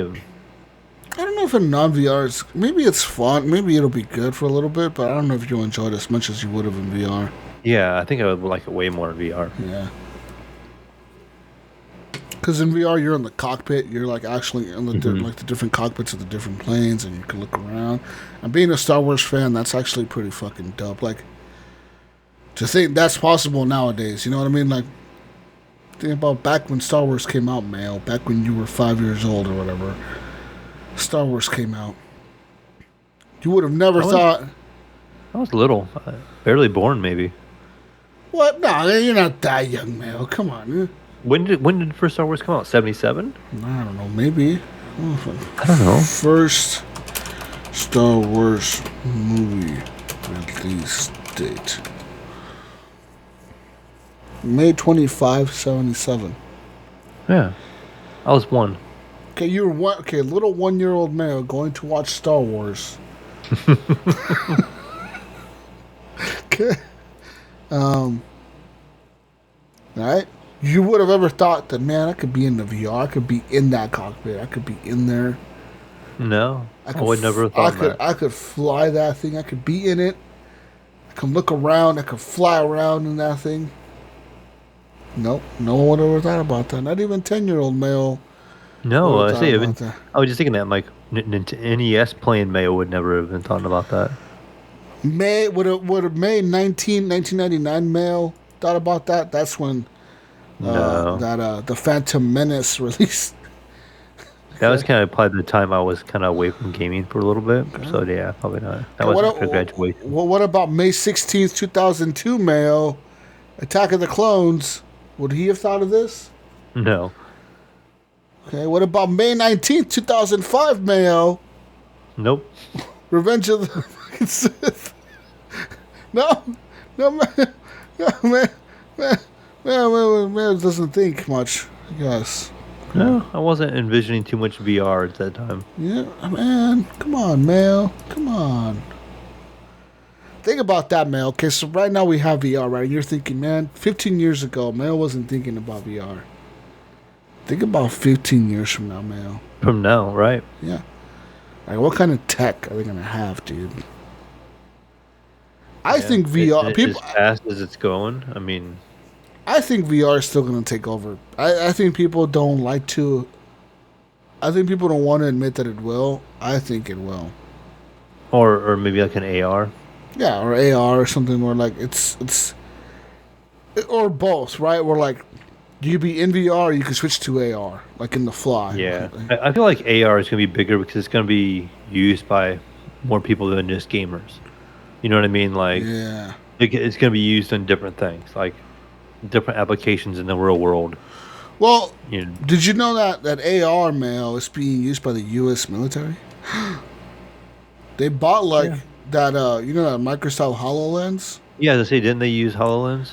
They just recently, like last month or 2 months ago, they got a new contract with the U.S. Army where I think it was a $22 billion contract. Where they're going to supply $22 billion worth of HoloLens to the soldiers in the Army. Pretty much, like 2 of them. Pretty much the U.S. Army said that they want to make every new soldier from now on, like I think they said beginning this year or next year, use HoloLens in the field. Like when you're in combat, use HoloLens to improve your targeting accuracy and give you information or something. Yeah, give you heads up display of actual fucking information of where you're at, the map, the compass, and all that shit. So you don't get lost. And they want to give that to soldiers in the field, and that's fucking insane. That's some future soldier type shit right there, man. That's some fucking ghost recon type shit, bro. All right, that's the future, Mayo. Future of warfare is here, Mayo. Okay. Also, yesterday, China announced that they have a stealth bomber that can bomb Guam with a nuclear missile if they wanted to. Huh? Surprised that, Mayo, huh? How you like that, huh? Yeah. Huh? Yeah, they said they could bomb Guam if they want to, Mayo. They're gonna bomb that shit. And they said, hey, motherfucker, we could bomb you if we want to. We could drop a nuke in Guam right now. And you guys wouldn't even notice that we were there. You guys wouldn't even be able to respond to it, Mayo. You guys would just see the nuke go off, and then you'd be like, what the fuck happened? And then I would that's China for you, Mayo. That's fucking China for you. Yeah, but then everybody else is gonna be after China, because they did that. It's not like they're like the bad guy that announces what they're gonna do before they do it. Yeah, but apparently once this was revealed, because pretty much the design that they showed, I don't know if you ever seen the U.S. stealth bomber, those black airplanes. I've seen them in person actually. We have them at the Air Force Museum here. Yeah. Pretty much China copied that plane. It looks just like it. It looks just like the U.S. one, but it doesn't have the tail fins. That's all it but it literally looks just like a picture of a U.S. bomber, but with a Chinese flag stamped on that motherfucker. And pretty much the U.S. kind of laughed at it and said that, yeah, you're fucking full of shit. You won't be able to do nothing. So, who knows, man? Maybe they are full of shit. Maybe they're not. But apparently the Pentagon says, nah, we don't believe them. They're full of shit. They can't do anything. We know that they don't have that. So, I don't know. Have you ever seen, maybe this isn't popular on your way, or I don't know how much attention it got. Back here at the Air Force Base, the Air Force had a stealth car here. It was a Dodge Challenger, I think. Ooh. And it was completely stealth and you couldn't hear it. What? And it was in flat black paint and stuff. I'm trying to look it up right now. Stealth car, huh? That's fucking nuts. It was crazy. Yeah, it's a Challenger. It's called the Vapor, VAOR, created by the U.S. Air Force. What? There's a video on it. Whoa, it looks cool. It looks dope. Yeah, they had a live there one year when I went. Tell me you can't hear that thing at all? Yeah, like you couldn't hear it running at all. Like it was completely silent. Why haven't we seen this in a James Bond movie? A car that you can't hear. Yeah, I don't know. You know, like, because James Bond always has the cool cars, right? Like, he has the cars that can shoot guns and oil slicks and all that shit. But he never has had a car that you cannot hear. All right, 15 facts. It said it was built for stealth. Oh, I'm looking at it right now. It's dope. Oh, I don't know if you're on the same site or not, but yeah, it says it was designed to a stealthy priority, and the car has a few tricks up its guard. What soldier is gonna pull up? It has special radar absorbent paint applied over the body kit of the car. It makes no sense, but it totally works. It says, What motherfucking soldier is gonna pull up in a fucking Charger to the battlefield? Hey man, we're driving a bunch of Chargers into the battlefield. This is some triple X stuff here. Yeah, this is some triple X. Vin Diesel gets out of it. This is exactly what that's some James Bond. No, this is not James Bond. James Bond drives Aston Martins and shit, doesn't he? It's a British fucking guy. He drives those stupid British cars. It's triple X, Vin Diesel. This is some fucking triple X American motherfucker coming there, airdropping. Number 14, Jesus. Beyond the skin, the Challenger Viper has already a very clever exhaust system that, with the flip of a switch, becomes completely silent, or almost completely silent, allowing the car to glide along noiselessly. Wow. Toggle the switch again, and then the nitrous-sped engine unleashes an unearthly bellow. Wow.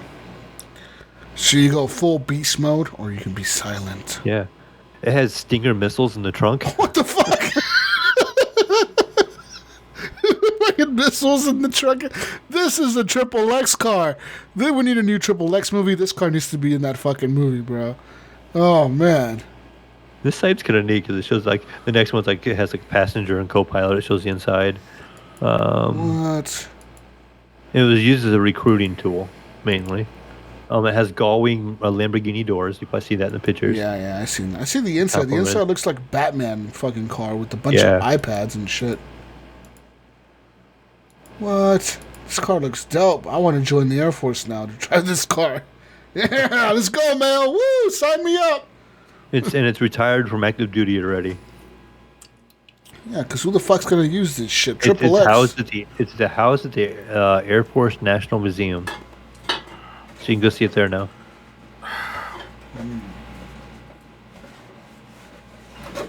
Anyways, I mean, I'm just saying, Mayo. It is what it is. Number one fact, it can be operated remotely. You don't have to drive it, Jesus. Wow. And that's where we're at. Yeah. Did you know, Mayo? Let me tell you a little fun fact about China, Mayo. Did you know China has an active project in every single country in Africa? Like an active, infrastructure project. They call it a humanitarian effort on their end. But you know what they do to these countries, Mayo? You know what they do to them?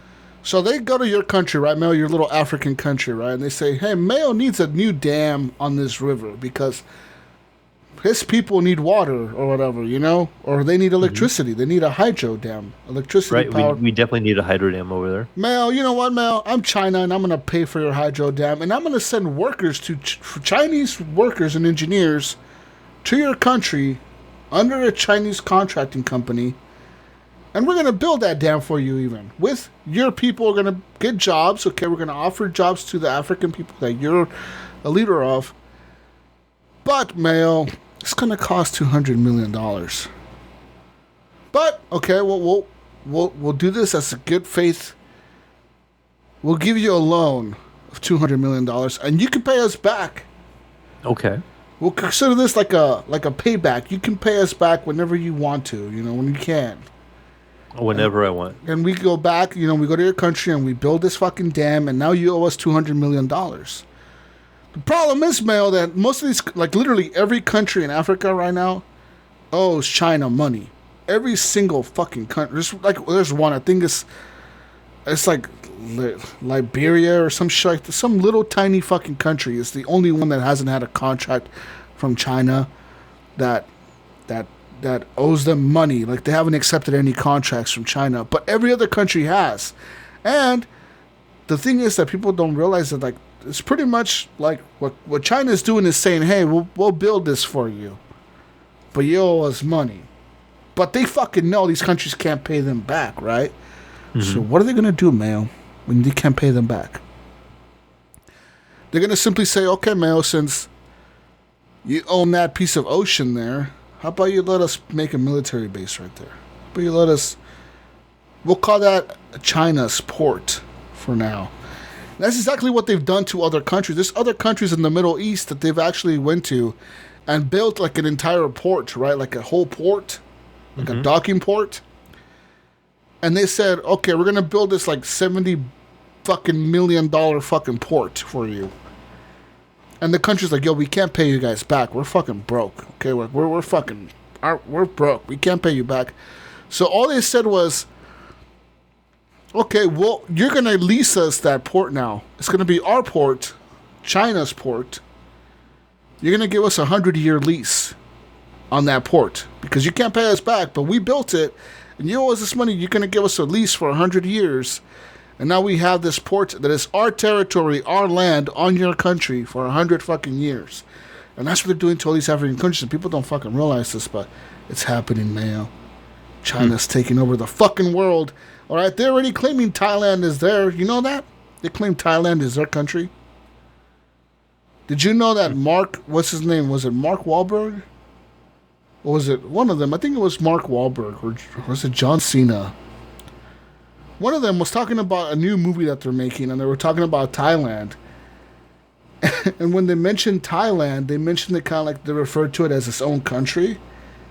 And they legit went back and apologized to China because Tencent, the producer of this film, made them apologize to China for saying Thailand was its own country. They legit had to like make a public apology and make a video on Instagram saying, oh, we're sorry for calling Thailand its own country. We understand that it's the part of the Republic People's China, whatever the fuck the fucking republic is called, the Chinese Communist Party or whatever.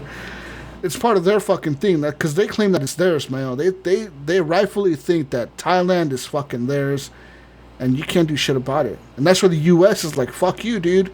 And the only reason Thailand is still not claimed on the map as Chinese is because of America and the U.S. Literally, it's like the country that goes around there and they fly their fucking airplanes around there, their fucking navy and shit around there. That's the only reason they can't claim it as theirs, because the U.S. doesn't. Because once every other country recognizes that as your land, then it becomes yours by the UN. But if there's one country that doesn't follow like the military rules of conflict, where like, for example, like we don't let Russian air jets fly through America because it's American fucking airspace, right? Right. So you wouldn't, like, the reason that China can't claim Thailand as theirs rightfully is because the U.S. doesn't respect their fucking their military laws, and the U.S. just flies fucking bombers and spy planes in there and all kinds of shit. And that's the only fucking reason. But it's kind of scary, man. World War III is going to break out, Mayo. It's going to happen. It's going to be China. Watch. China versus America, because China is the next superpower, dude. They're up and coming, Mayo. Yeah. Well, Russia, too, seems like it's really... They're up and coming. Chinese. I'm pretty sure this podcast has been banned in China because all the shit we talk about them. But it's just the truth. Okay? I love Chinese food. Okay? Yeah, right. I had Panda Express today. I like Chinese food. Okay? I'm all for Chinese people being cool, man, but y'all need to chill out. You motherfuckers trying to take over the world, and that shit ain't cool. Okay? We've been through this in the past. Everyone's done it. America's done it. The British did it. The Spaniards did it. The French did it. The Russians probably done it. Everyone's done this shit. We need to chill out. Okay? Peace is the only way to the future. We don't need fucking World War III to break out. You know? Not in my lifetime, at least. Let that shit happen 400 years from now. I don't care. But not now, Mayo. I don't want to. I got too many video games to play to be going to fucking war. Yeah, no doubt. But yeah, that's a fun fact about China and Africa, Mayo. China has a project on every single country in Africa except for one little tiny country. And they pretty much build all kinds of cool shit, you know? Like, they legit build, like, fucking trains and bridges and roads. And they're some countries, they legit help the African country. But these African countries don't know any better. They're like, oh, yeah, we'll accept all that aid. But they don't realize, hey, how are we going to pay this back? They don't think about that, you know? And now they're in fucking debt to a big fucking superpower. And they're like, well, we don't know what to do. Well, let us just park our military in your country for a bit. Let us make a base. Yeah, we're just going to let us sit here for a minute. Yeah, let us build a base here, you know, for a fucking second. That's how it happens, man. That's how it happens. And every country has done it. The British used to do it all the time. The Spaniards did it all the time. America's done it to other fucking people. But China's now doing it. They're the next superpower. And what does a superpower have to prove to be super, Mayo? They have to prove they can take on another superpower. And who's the biggest superpower they can take on? America. Yeah. So they gotta, you know, like, that's the scary part, because they want to prove themselves. They'll take on America, and then shit will just be all fucked up, be all fucking crazy. That's scary. Scary to think about. I think about all the time. It's fucking scary, man. Anyways, that's enough of my geopolitical information for you. What's our Xbox game right now, Jesus? Oh, Xbox. Let's talk about our Xbox Game Pass games. I mean, I know Game Pass was it Knockout City? That's that dodgeball game. Dodgeball game. Yeah, No Desire. Gunny's favorite game, Snow Runner. Oh, I actually downloaded that. I want to check that out. Yeah, I might check it out too. No, that's on there. I haven't yet, but. Whoa. And then Remnant from the Ashes is also on there. Those are new Game Pass games. I know they recently added. Okay, well, let me tell you about these great hits that Microsoft was giving. Oh yeah, they always give away such good ones on their such a great live. game. Like, games with gold with This is a $79.96 in value for you, Mayo. $79. You better save this, Mayo, you motherfucker. You better go get this 79 cents and 96 cents. $79.96 in value, okay? And 3,200 in gamer score for you people that actually care about gamer score, which is, I think it's like 2 of you that replied on that. That last time. Right. June 1st through the 30th, all month, Mayo. You're going to be able to get the game called The King's Bird. Okay? The King's Bird. This is a precision platformer developed by American indie game studio Serenity Forge, and published by Canadian indie game publisher Graffiti Games. This game, let me read this whole thing here. This game was developed in Unity and released for the Microsoft Windows on August 23rd, 2016, or 2018. And the game was presented at PAX East 2018 and the E3 Media Indie Exchange. It says here, gameplay. Players will utilize momentum to dash and glide through challenges in a world of silhouettes. As the level progresses, they become increasingly challenging.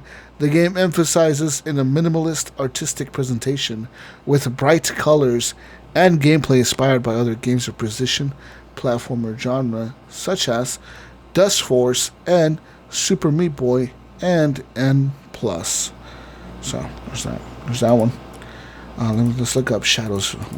Next game on the list, Mayo, is called Shadows Awakening. Yeah, you're excited? You sound very excited, Mayo. That sounds familiar, actually. Shadows Awakening is a unique isometric single-player RPG with a real-time tactical combat. You take control of a demon summoned from the Shadow Realm, the Devourer, to consume the souls of long-dead heroes and embark on an epic adventure with challenging gameplay, a gripping storyline, and enchanting graphics, man. This game was also released back in 2018. Oh, great job, Microsoft. 2018 games, huh? Yeah, all the new titles. All the brand new titles. let's move on here to the next game.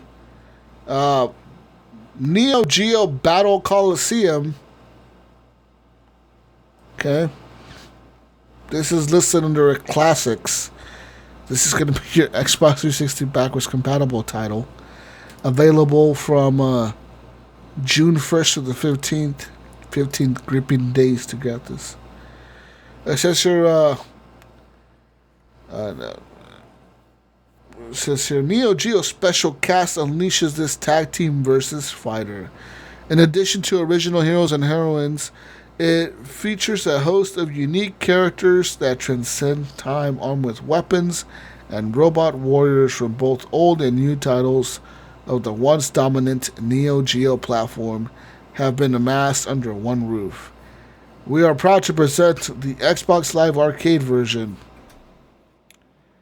featuring both character and background graphics redone in high definition. This is a whopping $10 value, $9.99, Mayo. Whopping $10 value for you. Yeah, great value. Great, super fucking great value for you guys. Speaking of value, of course, for your Xbox 360 guys, you get another game to value. This is a $19.99 value for you, Mayo. But if you have an inkling to buy this, you may get this on sale for $4.99. You have 1 day left. $4.99. Injustice, Gods Among Us. I already own it. Yeah, it's the game. It's there. That's the title.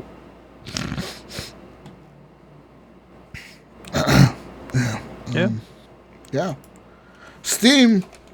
Steam free games. I don't know. I did see something free on Steam the other day that was actually good. Wow. Times posted on the Facebook group. I'll kind of look as we keep going here. But Little Nightmares is free on Steam. that's what it was. Little Nightmares, yep. You can That's a keep good it. game. Yeah, keep it for free on Steam. Little Nightmares. I mean, it's free in other places, but well, not free, but I think it's on Game Pass and stuff too. But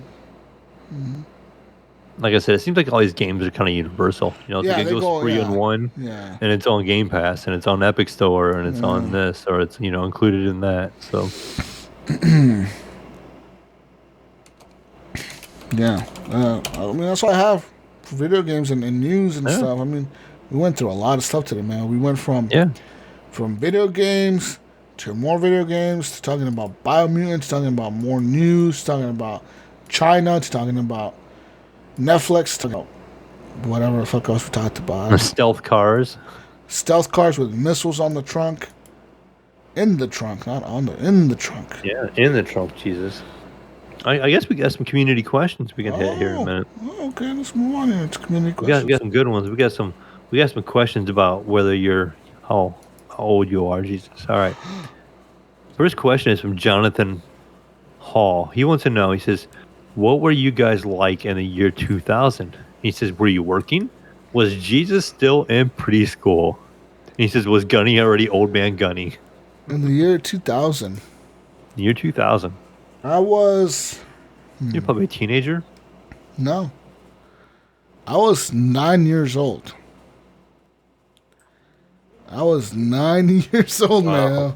9 years old in the year 2000.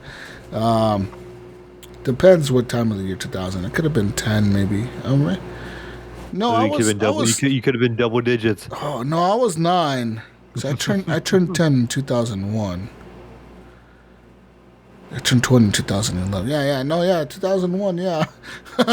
I was 9 years old in the year 2000, playing whatever the fuck I was playing. I mean, I don't know, PS2 probably? I was PS1. Working. Yeah, no, it's PS2 probably, right? Yeah, but I was too poor to have that, so I still had the PS1. Yeah, I got the PS2. I think I had 2002, 2001.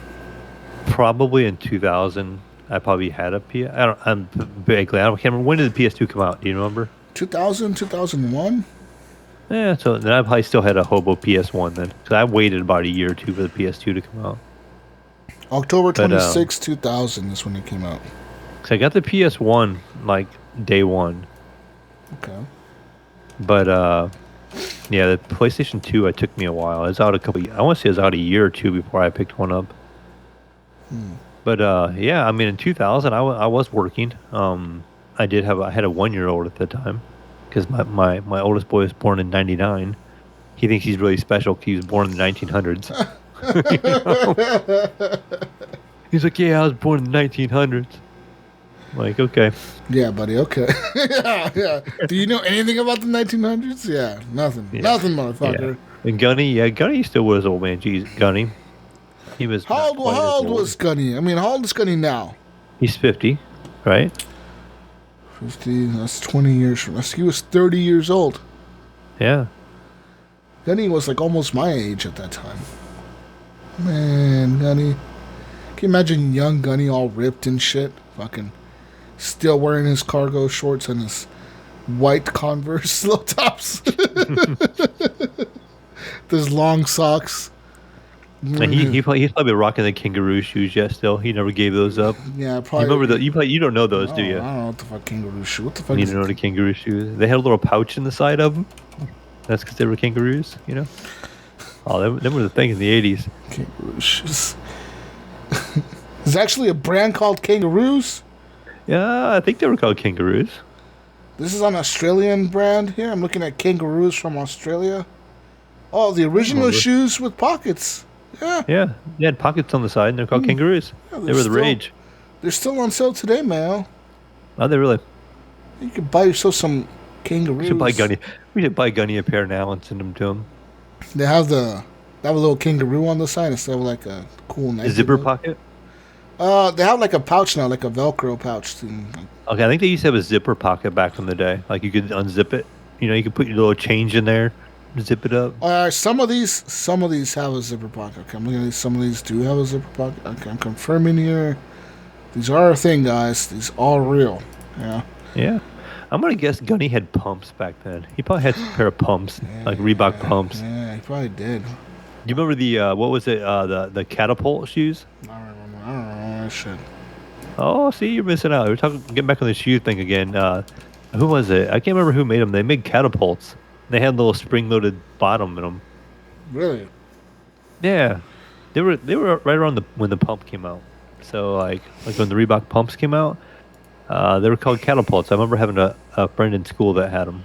It says here LA Gear used to make the catapults. Yeah. LA Gear. Yeah, it's supposed to make you jump higher. Okay. No, I didn't know any of these. Yeah, it was like a little spring thing on the back of the heel that kind of helped you, supposedly. Yeah, no, I mean, I was 9 years old, dude. I was playing with bicycles, going outside in the neighborhood, hanging out with my friends. Like I remember my friend had a cool bike, and I was like, man, I wish I had that cool bike. I had a ghetto bike. It had the pegs on the front. Yeah. He had the pegs in the front and the back. He had double pegs, and they were matching pegs. It wasn't no hobo shit. The motherfucker had a nice bike. It had like did it have like the little like 5-spoke wheel on it instead of the spoked rim? Yeah, it was all nice, man. And yeah, it had like that cool looking rim. Yeah, like a sports car rim. Yeah, like a sports car rim. Yeah, mine was all ghetto looking, stupid hobo fucking. Oh, I'm trying to remember what the main brand was back then. They had like, it wasn't like Huffy, but they had like a version that everybody knew back then. Was it Mongoose? I remember Mongoose. Mongoose, yeah, I think that's what it was. Yeah, Mongoose were pretty big bikes back then. But yeah, I also remember at the time my cousin, because I had a cousin who was his family, well, my aunt and uncle were pretty well off. They lived in the nice part of town. They lived in the rich part of town in Vegas. I lived in the fucking ghetto. I'm talking like the fucking ghetto, dude. These motherfuckers lived in the nice part, all gated community and shit. These motherfuckers, I remember my cousin, I'm pretty sure it was that year when the PS2 came out. That Christmas, he got a PS2, and not just a PS2, Mayo. I'm pretty sure the Christmas before that, he had got a Dreamcast, motherfucker. So he had got a Dreamcast the year before. He had the 64 already, because they got him that when they released. So he had a 64, he had the Dreamcast, and he had a PS1 already. And he had gotten the PS2 in the year 2000. I was so jealous. I was like, man, I wish I had. No, and then back then, man, wasn't scooters all the rage in 2000? Scooters? I remember scooters being... I don't know. See, I was like in my 20s already, so. Little kids love scooters. I remember I loved scooters back in the 2000, man. Yeah, okay. So I'm like he got a golden scooter, and I didn't have no scooter, and I was like, you motherfucker. Okay. Okay, like he got like a real cool scooter, Mayo. Okay. Now, I'm talking like this motherfucker had like a golden Razor scooter, like I'm talking like gold plated looking cool shit with like some fucking wheels that were like light up wheels or some shit, like they would light up and shit. and but you know, okay, so he got like this like $200 fucking scooter, right?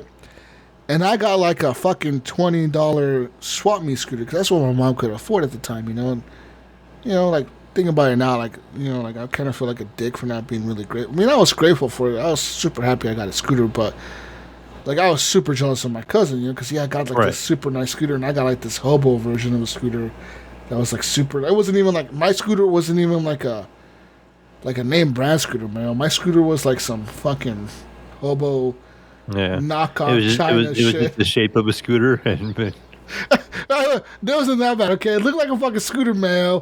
It just wasn't a fucking name brand Razor scooter. Okay, it was like some off-brand Azer or something. It wasn't called Razor, it was called Azer or something. Some hobo shit, okay? My mom probably bought it because that's all she could afford. But, you know, we would always go down there for Christmas to my aunt's house because they always had, like, obviously the nicer house and shit, you know. Everyone would go there for Christmas. And my cousin's opening up a fucking PlayStation, right, PS2. Right, motherfucker already has a Dreamcast. And I'm like, what the fuck is a Dreamcast? I didn't even know at the time what the fuck I was missing out on, you know. And all this shit, you know. Motherfucker has a 64, a PS1. He has all this shit. I don't have shit, Mail. Motherfucker opens up a golden scooter, Mail. And not just that, Mail. He got a golden scooter, but guess what kind of bicycle they got that motherfucker that year? It wasn't a mongoose, okay? It wasn't a mongoose. I'll help you. It was a Haro. Like those nice-ass Haro fucking bicycles. It was one of those motherfuckers. It was like signed by Dave Mirra or some shit. It was super fucking nice. It was like the Dave Mirra edition of Haro bikes. It was like some fucking $400, $500, $600, $700 fucking bicycle, dude, that I would have never dreamed of owning. But this motherfucker, right, goes outside to show off his scooter, right? He's like being real cocky about his scooter, you know, and I'm going outside and I'm like, yeah, I'm just happy I got a scooter. So I'm like, I'll go outside and play too. I'm outside riding my scooter. It was nighttime, you know, like it's Christmas Eve, you know, we open our Christmas Eve. Riding our scooters outside, man, you know, I'm on the street, he's on the sidewalk, you know, because he lives in like a gated community, so he can like go on the street and shit. Mm-hmm. You know, everyone's just riding scooters. Everyone's great time, man. It's a Christmas miracle, you know. Everyone got Christmas presents. It's all good. This motherfucker, I was laughing at him because he was being a real dick, you know. He was being like one of those assholes, like, look at me, motherfucker. I got a nicer scooter than you do, you know. Like, look at me. You got that hobo piece of shit, man. I got the nice one. All right? But guess what happened? That dude hit a rock. He hit a fucking rock on that scooter, and he went flying. Like, I'm talking like handlebars forward, over the handlebars line, busted his whole elbow open, bleeding everywhere. I fucking laughed so hard. I couldn't help myself but laugh. I was just fucking laughing at him. I think he broke his arm or something. I laughed at him for like 3 weeks. But yeah, that's what he gets for showing off his stupid fucking scooter to me, man. And not just that, man, but the other funny part was like his like prized fucking scooter, right? Like this brand new golden plated fucking super shiny Razor scooter was all scratched up after that. It was all fucked up. It was all fucking scratched and shit. It was all fucking kinds of messed up. I was laughing, man. I was laughing. You know? That's where little Jesus was in the year 2000, Nipron. Thanks for bringing that fucking dark memory up, motherfucker, you. God. Poor Jesus was out there trying to fucking get a Razor scooter and, you know, didn't have one.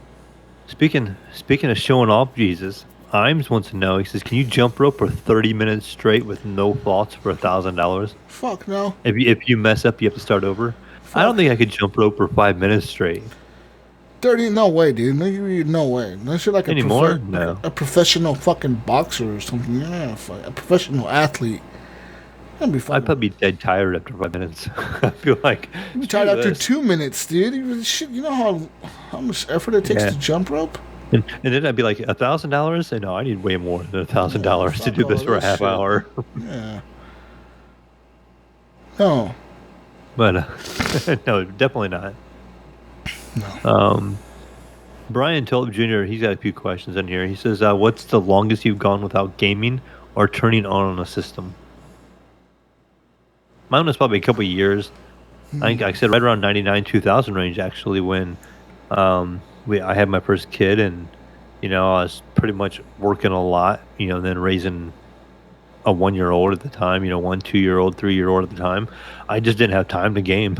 I didn't have time to get on a PlayStation because that was my very first child, trying to figure it out. I was only in my early 20s, so I didn't have a whole lot of money. I didn't have a great paying job or nothing like that. So, working a lot, and then, wanting to go out and party and run around too, because I had a Trans Am yet at the time still. And so I was always wanting to go out and drive around and do this and that. So I wasn't much of a gamer then. For me, the longest time that I've been without gaming was probably throughout my during the time I was in foster care. Obviously, when you're in foster care, they're very you may not believe it or not, Mayo. When you're in foster care, there's a lot of rules. A lot of rules, and guess what? One of the rules is you really can't game much.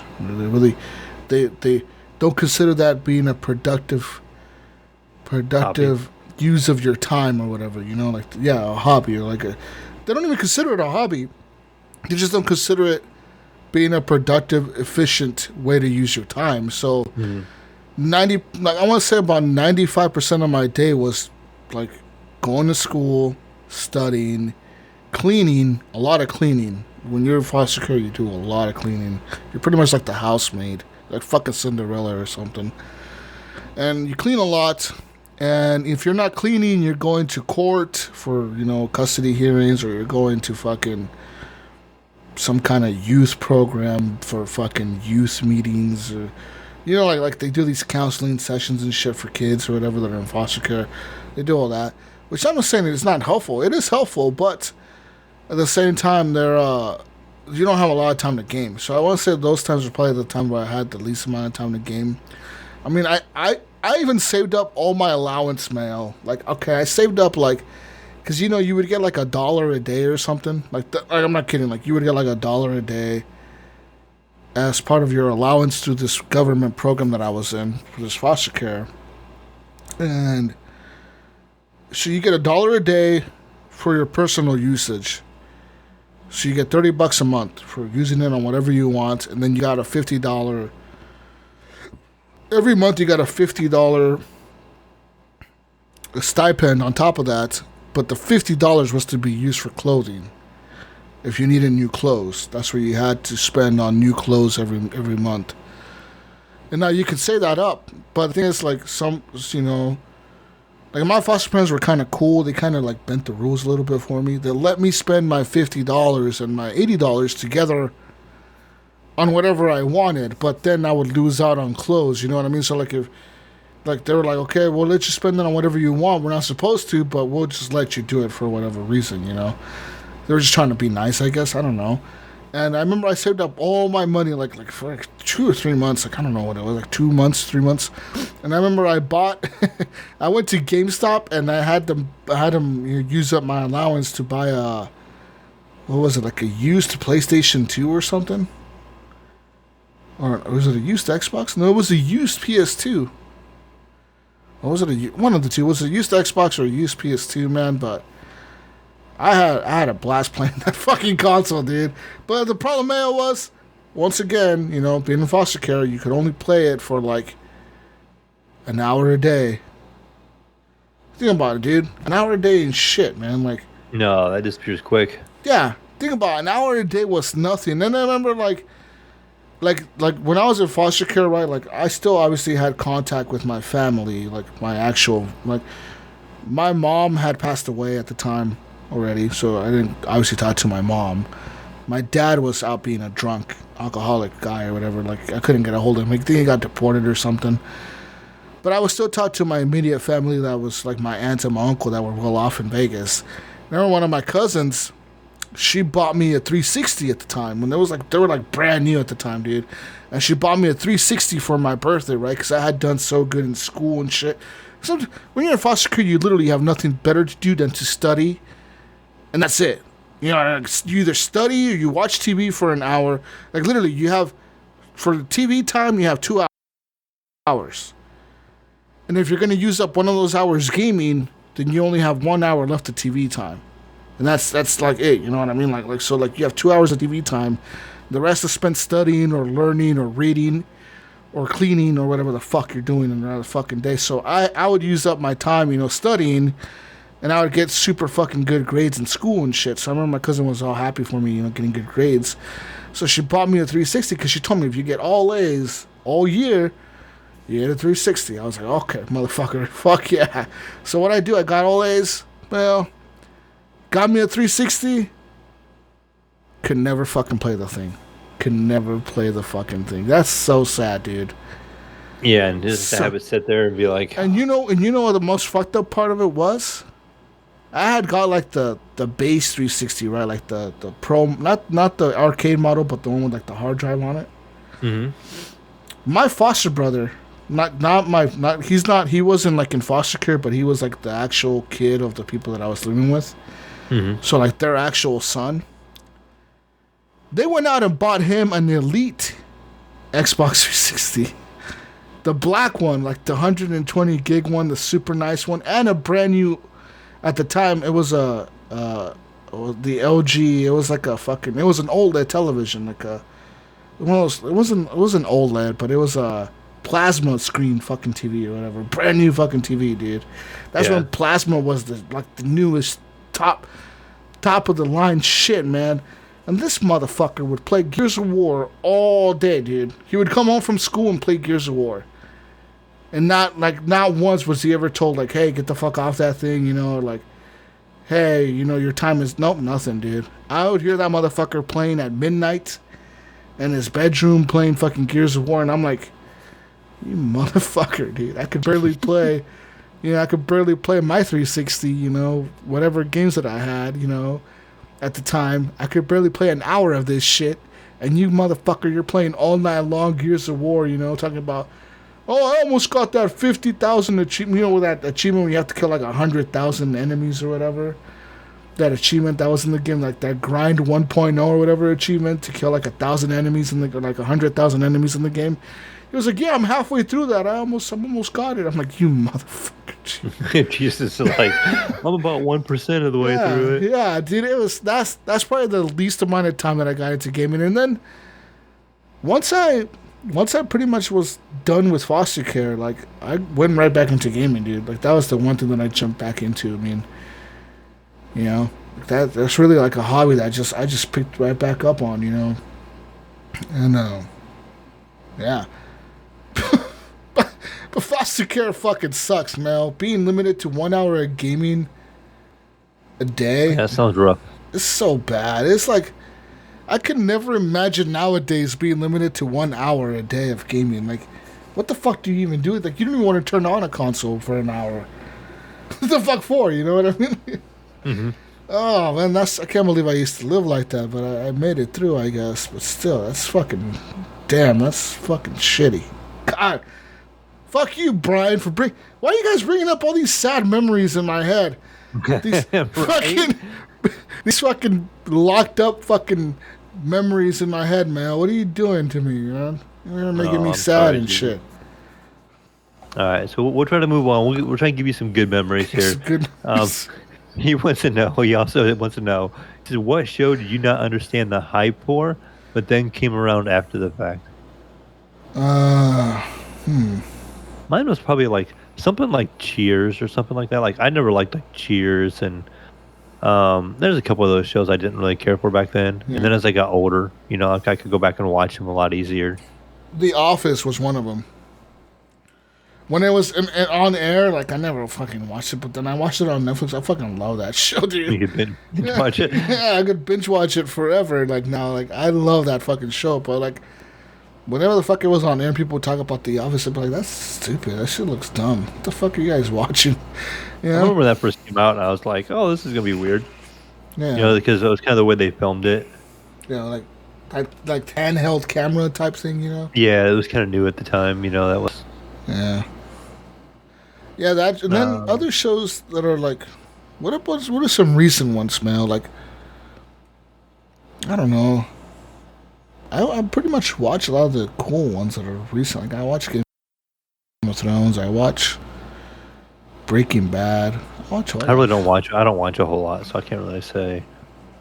The only thing I'm watching really is, I said, Mythic Quest. That's about it. That's a good one though.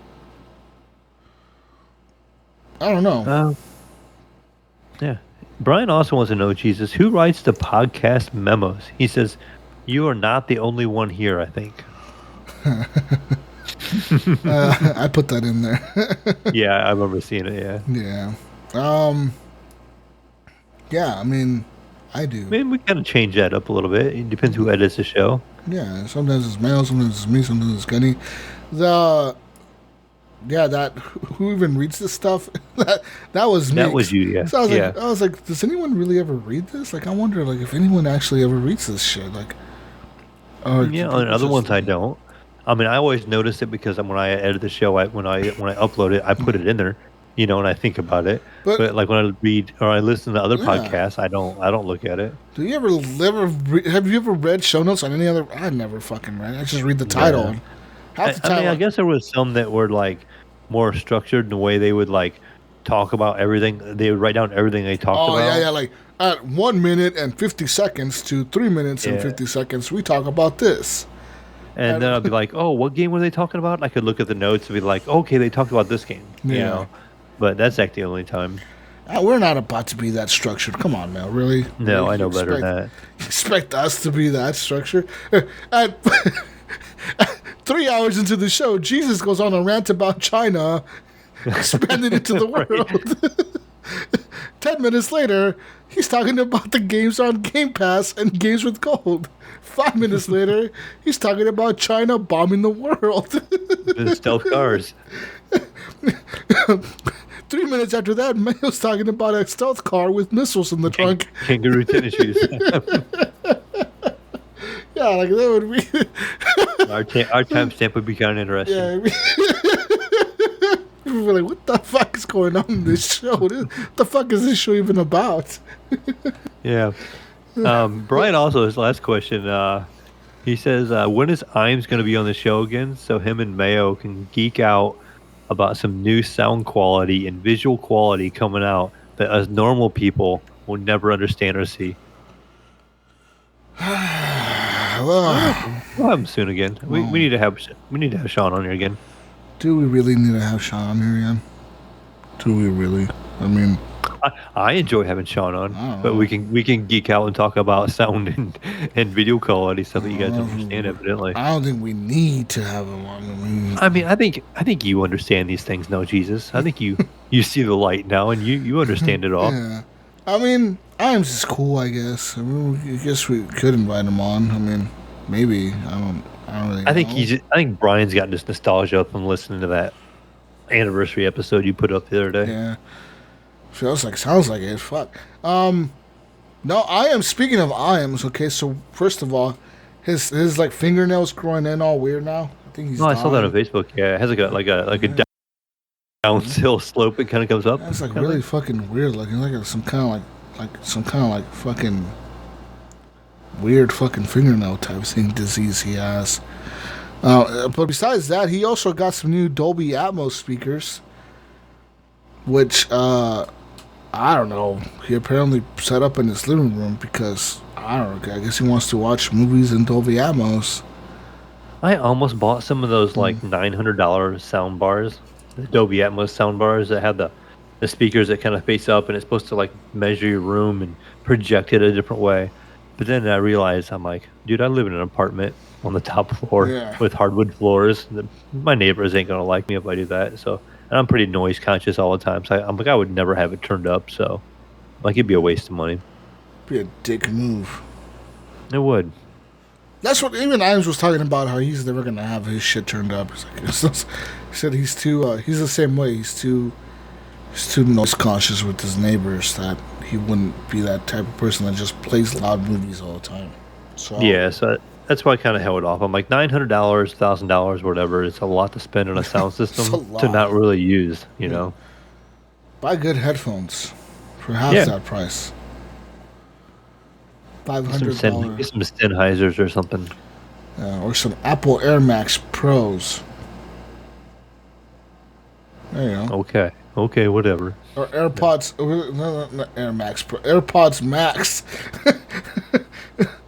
I had that shit all fucked up. It was all messed up. But yeah, no. I mean, I guess this is it, huh? This is the end now. This is where we say goodbye. Apparently we got from Nipron. Oh. Nipron, he wants to know Jesus. He says, when are you gonna stream again? Good question. I don't know. Maybe I don't know. Maybe soon. Yeah. Maybe soon. My schedule may be changing soon, so I may have some time to stream soon. Yeah, I guess that is true. I guess if you do get that right? change, that you might have some more evenings free. Well, yeah, because I'll be switching to a day shift position, so I'll have the evening mostly free. I can maybe stream for an hour or two. Yeah, because even now, if you could stream, like I wouldn't even be able to watch it because I'd be in bed. I'm 3 hours ahead of you by the time you got off of work and stuff. Yeah. Like I'd be getting up for work. I would be getting up for work. Yeah, like right now I get home at midnight, dude. Like, if I stream, it'd be a midnight fucking stream. What the fuck? No one's watching streams at midnight. Yeah, then it'd be 3 in the morning here. Yeah. Who's watching streams at 3 in the morning on the East Coast? No one. I'd have a bunch of Chinese people watching my stream, and they'd probably all hate me because I'm talking shit about China. This is the guy that makes fun of us on his show. This is that motherfucker that talks shit about us. Thailand is ours, motherfucker. Oh, shit. Oh, fuck. Oh, man. Yeah, anyways. But that's it, Jesus. Anyway, you can find me, Jesus, over on Discord. You can find me on the PlayStation Network now. You can find me on the Xbox Network, as the Mayo or the Mayo 1 if that doesn't work. It's got a little jar of mayonnaise on the logo. It's all the same logo everywhere. So easy to find. What about you, Jesus? Find me on everything that's Jesus Walks a lot. Yeah. I'll be playing some games, I guess. Maybe sometime this week, next week. I don't fucking. I'll be playing some games. But yeah. And we got that Gunny Cheap guy. Gunny Cheap. What is this? Yeah, what is he? The Gunny Cheap on... I don't remember anymore. I'd have to look. He's just there for me. It's like the Gunny Cheap's online. Yeah, but go find Gunny Chief. Yeah. Yeah, he's on Discord. Find him as Kane Martian. Over what is that on Twitter? Yeah. Or is that on Facebook? Either way, That's on Twitter. he's over there, non-internet life, chilling. What do you think he's doing right now? Gunny? Yeah. Dude, he's probably asleep. Yeah. What else is there to do if you don't have internet? Yeah, I mean, what the fuck else would I would be asleep as much as I would try to sleep my whole weekend. I'd be like, man, I slept 40 some hours this weekend. I slept so much, guys. I didn't know you could get that much sleep. Fuck. What else? Yeah, what else is there? He'll go back to work and he'll drag the truck. I have so much energy. What else is there to do when you don't have internet? I mean, sleep, eat, Yeah. Yeah. Well, evidently he cuts down trees, or prunes trees, as he calls it. His trees from the front yard. Yes. I think that's it, Jesus. All right. Well, peace out, Brussels sprouts. We love you. We'll see you next week on the next week's edition of the Horrible Gamers Podcast, the June edition. Hey, June is my birthday month, people. Me too. What? It's your birthday? Yeah. We went through this before. Did we go through this last year? Probably. Did I forget it? Maybe the year before that. Did I forget? Fuck. June is my birthday month and Mayo's. Welcome to the Jesus and Mayo's birthday month bash, June. Woo! Anyways, we'll be celebrating our birthdays this month, sometime this month. We'll figure it out, Mayo. We're about 7 days apart, I think. Oh, fuck! I don't know your birthday. We'll talk off air. Anyways. Bye, everyone. We love you. Goodbye. Bye. Yeah.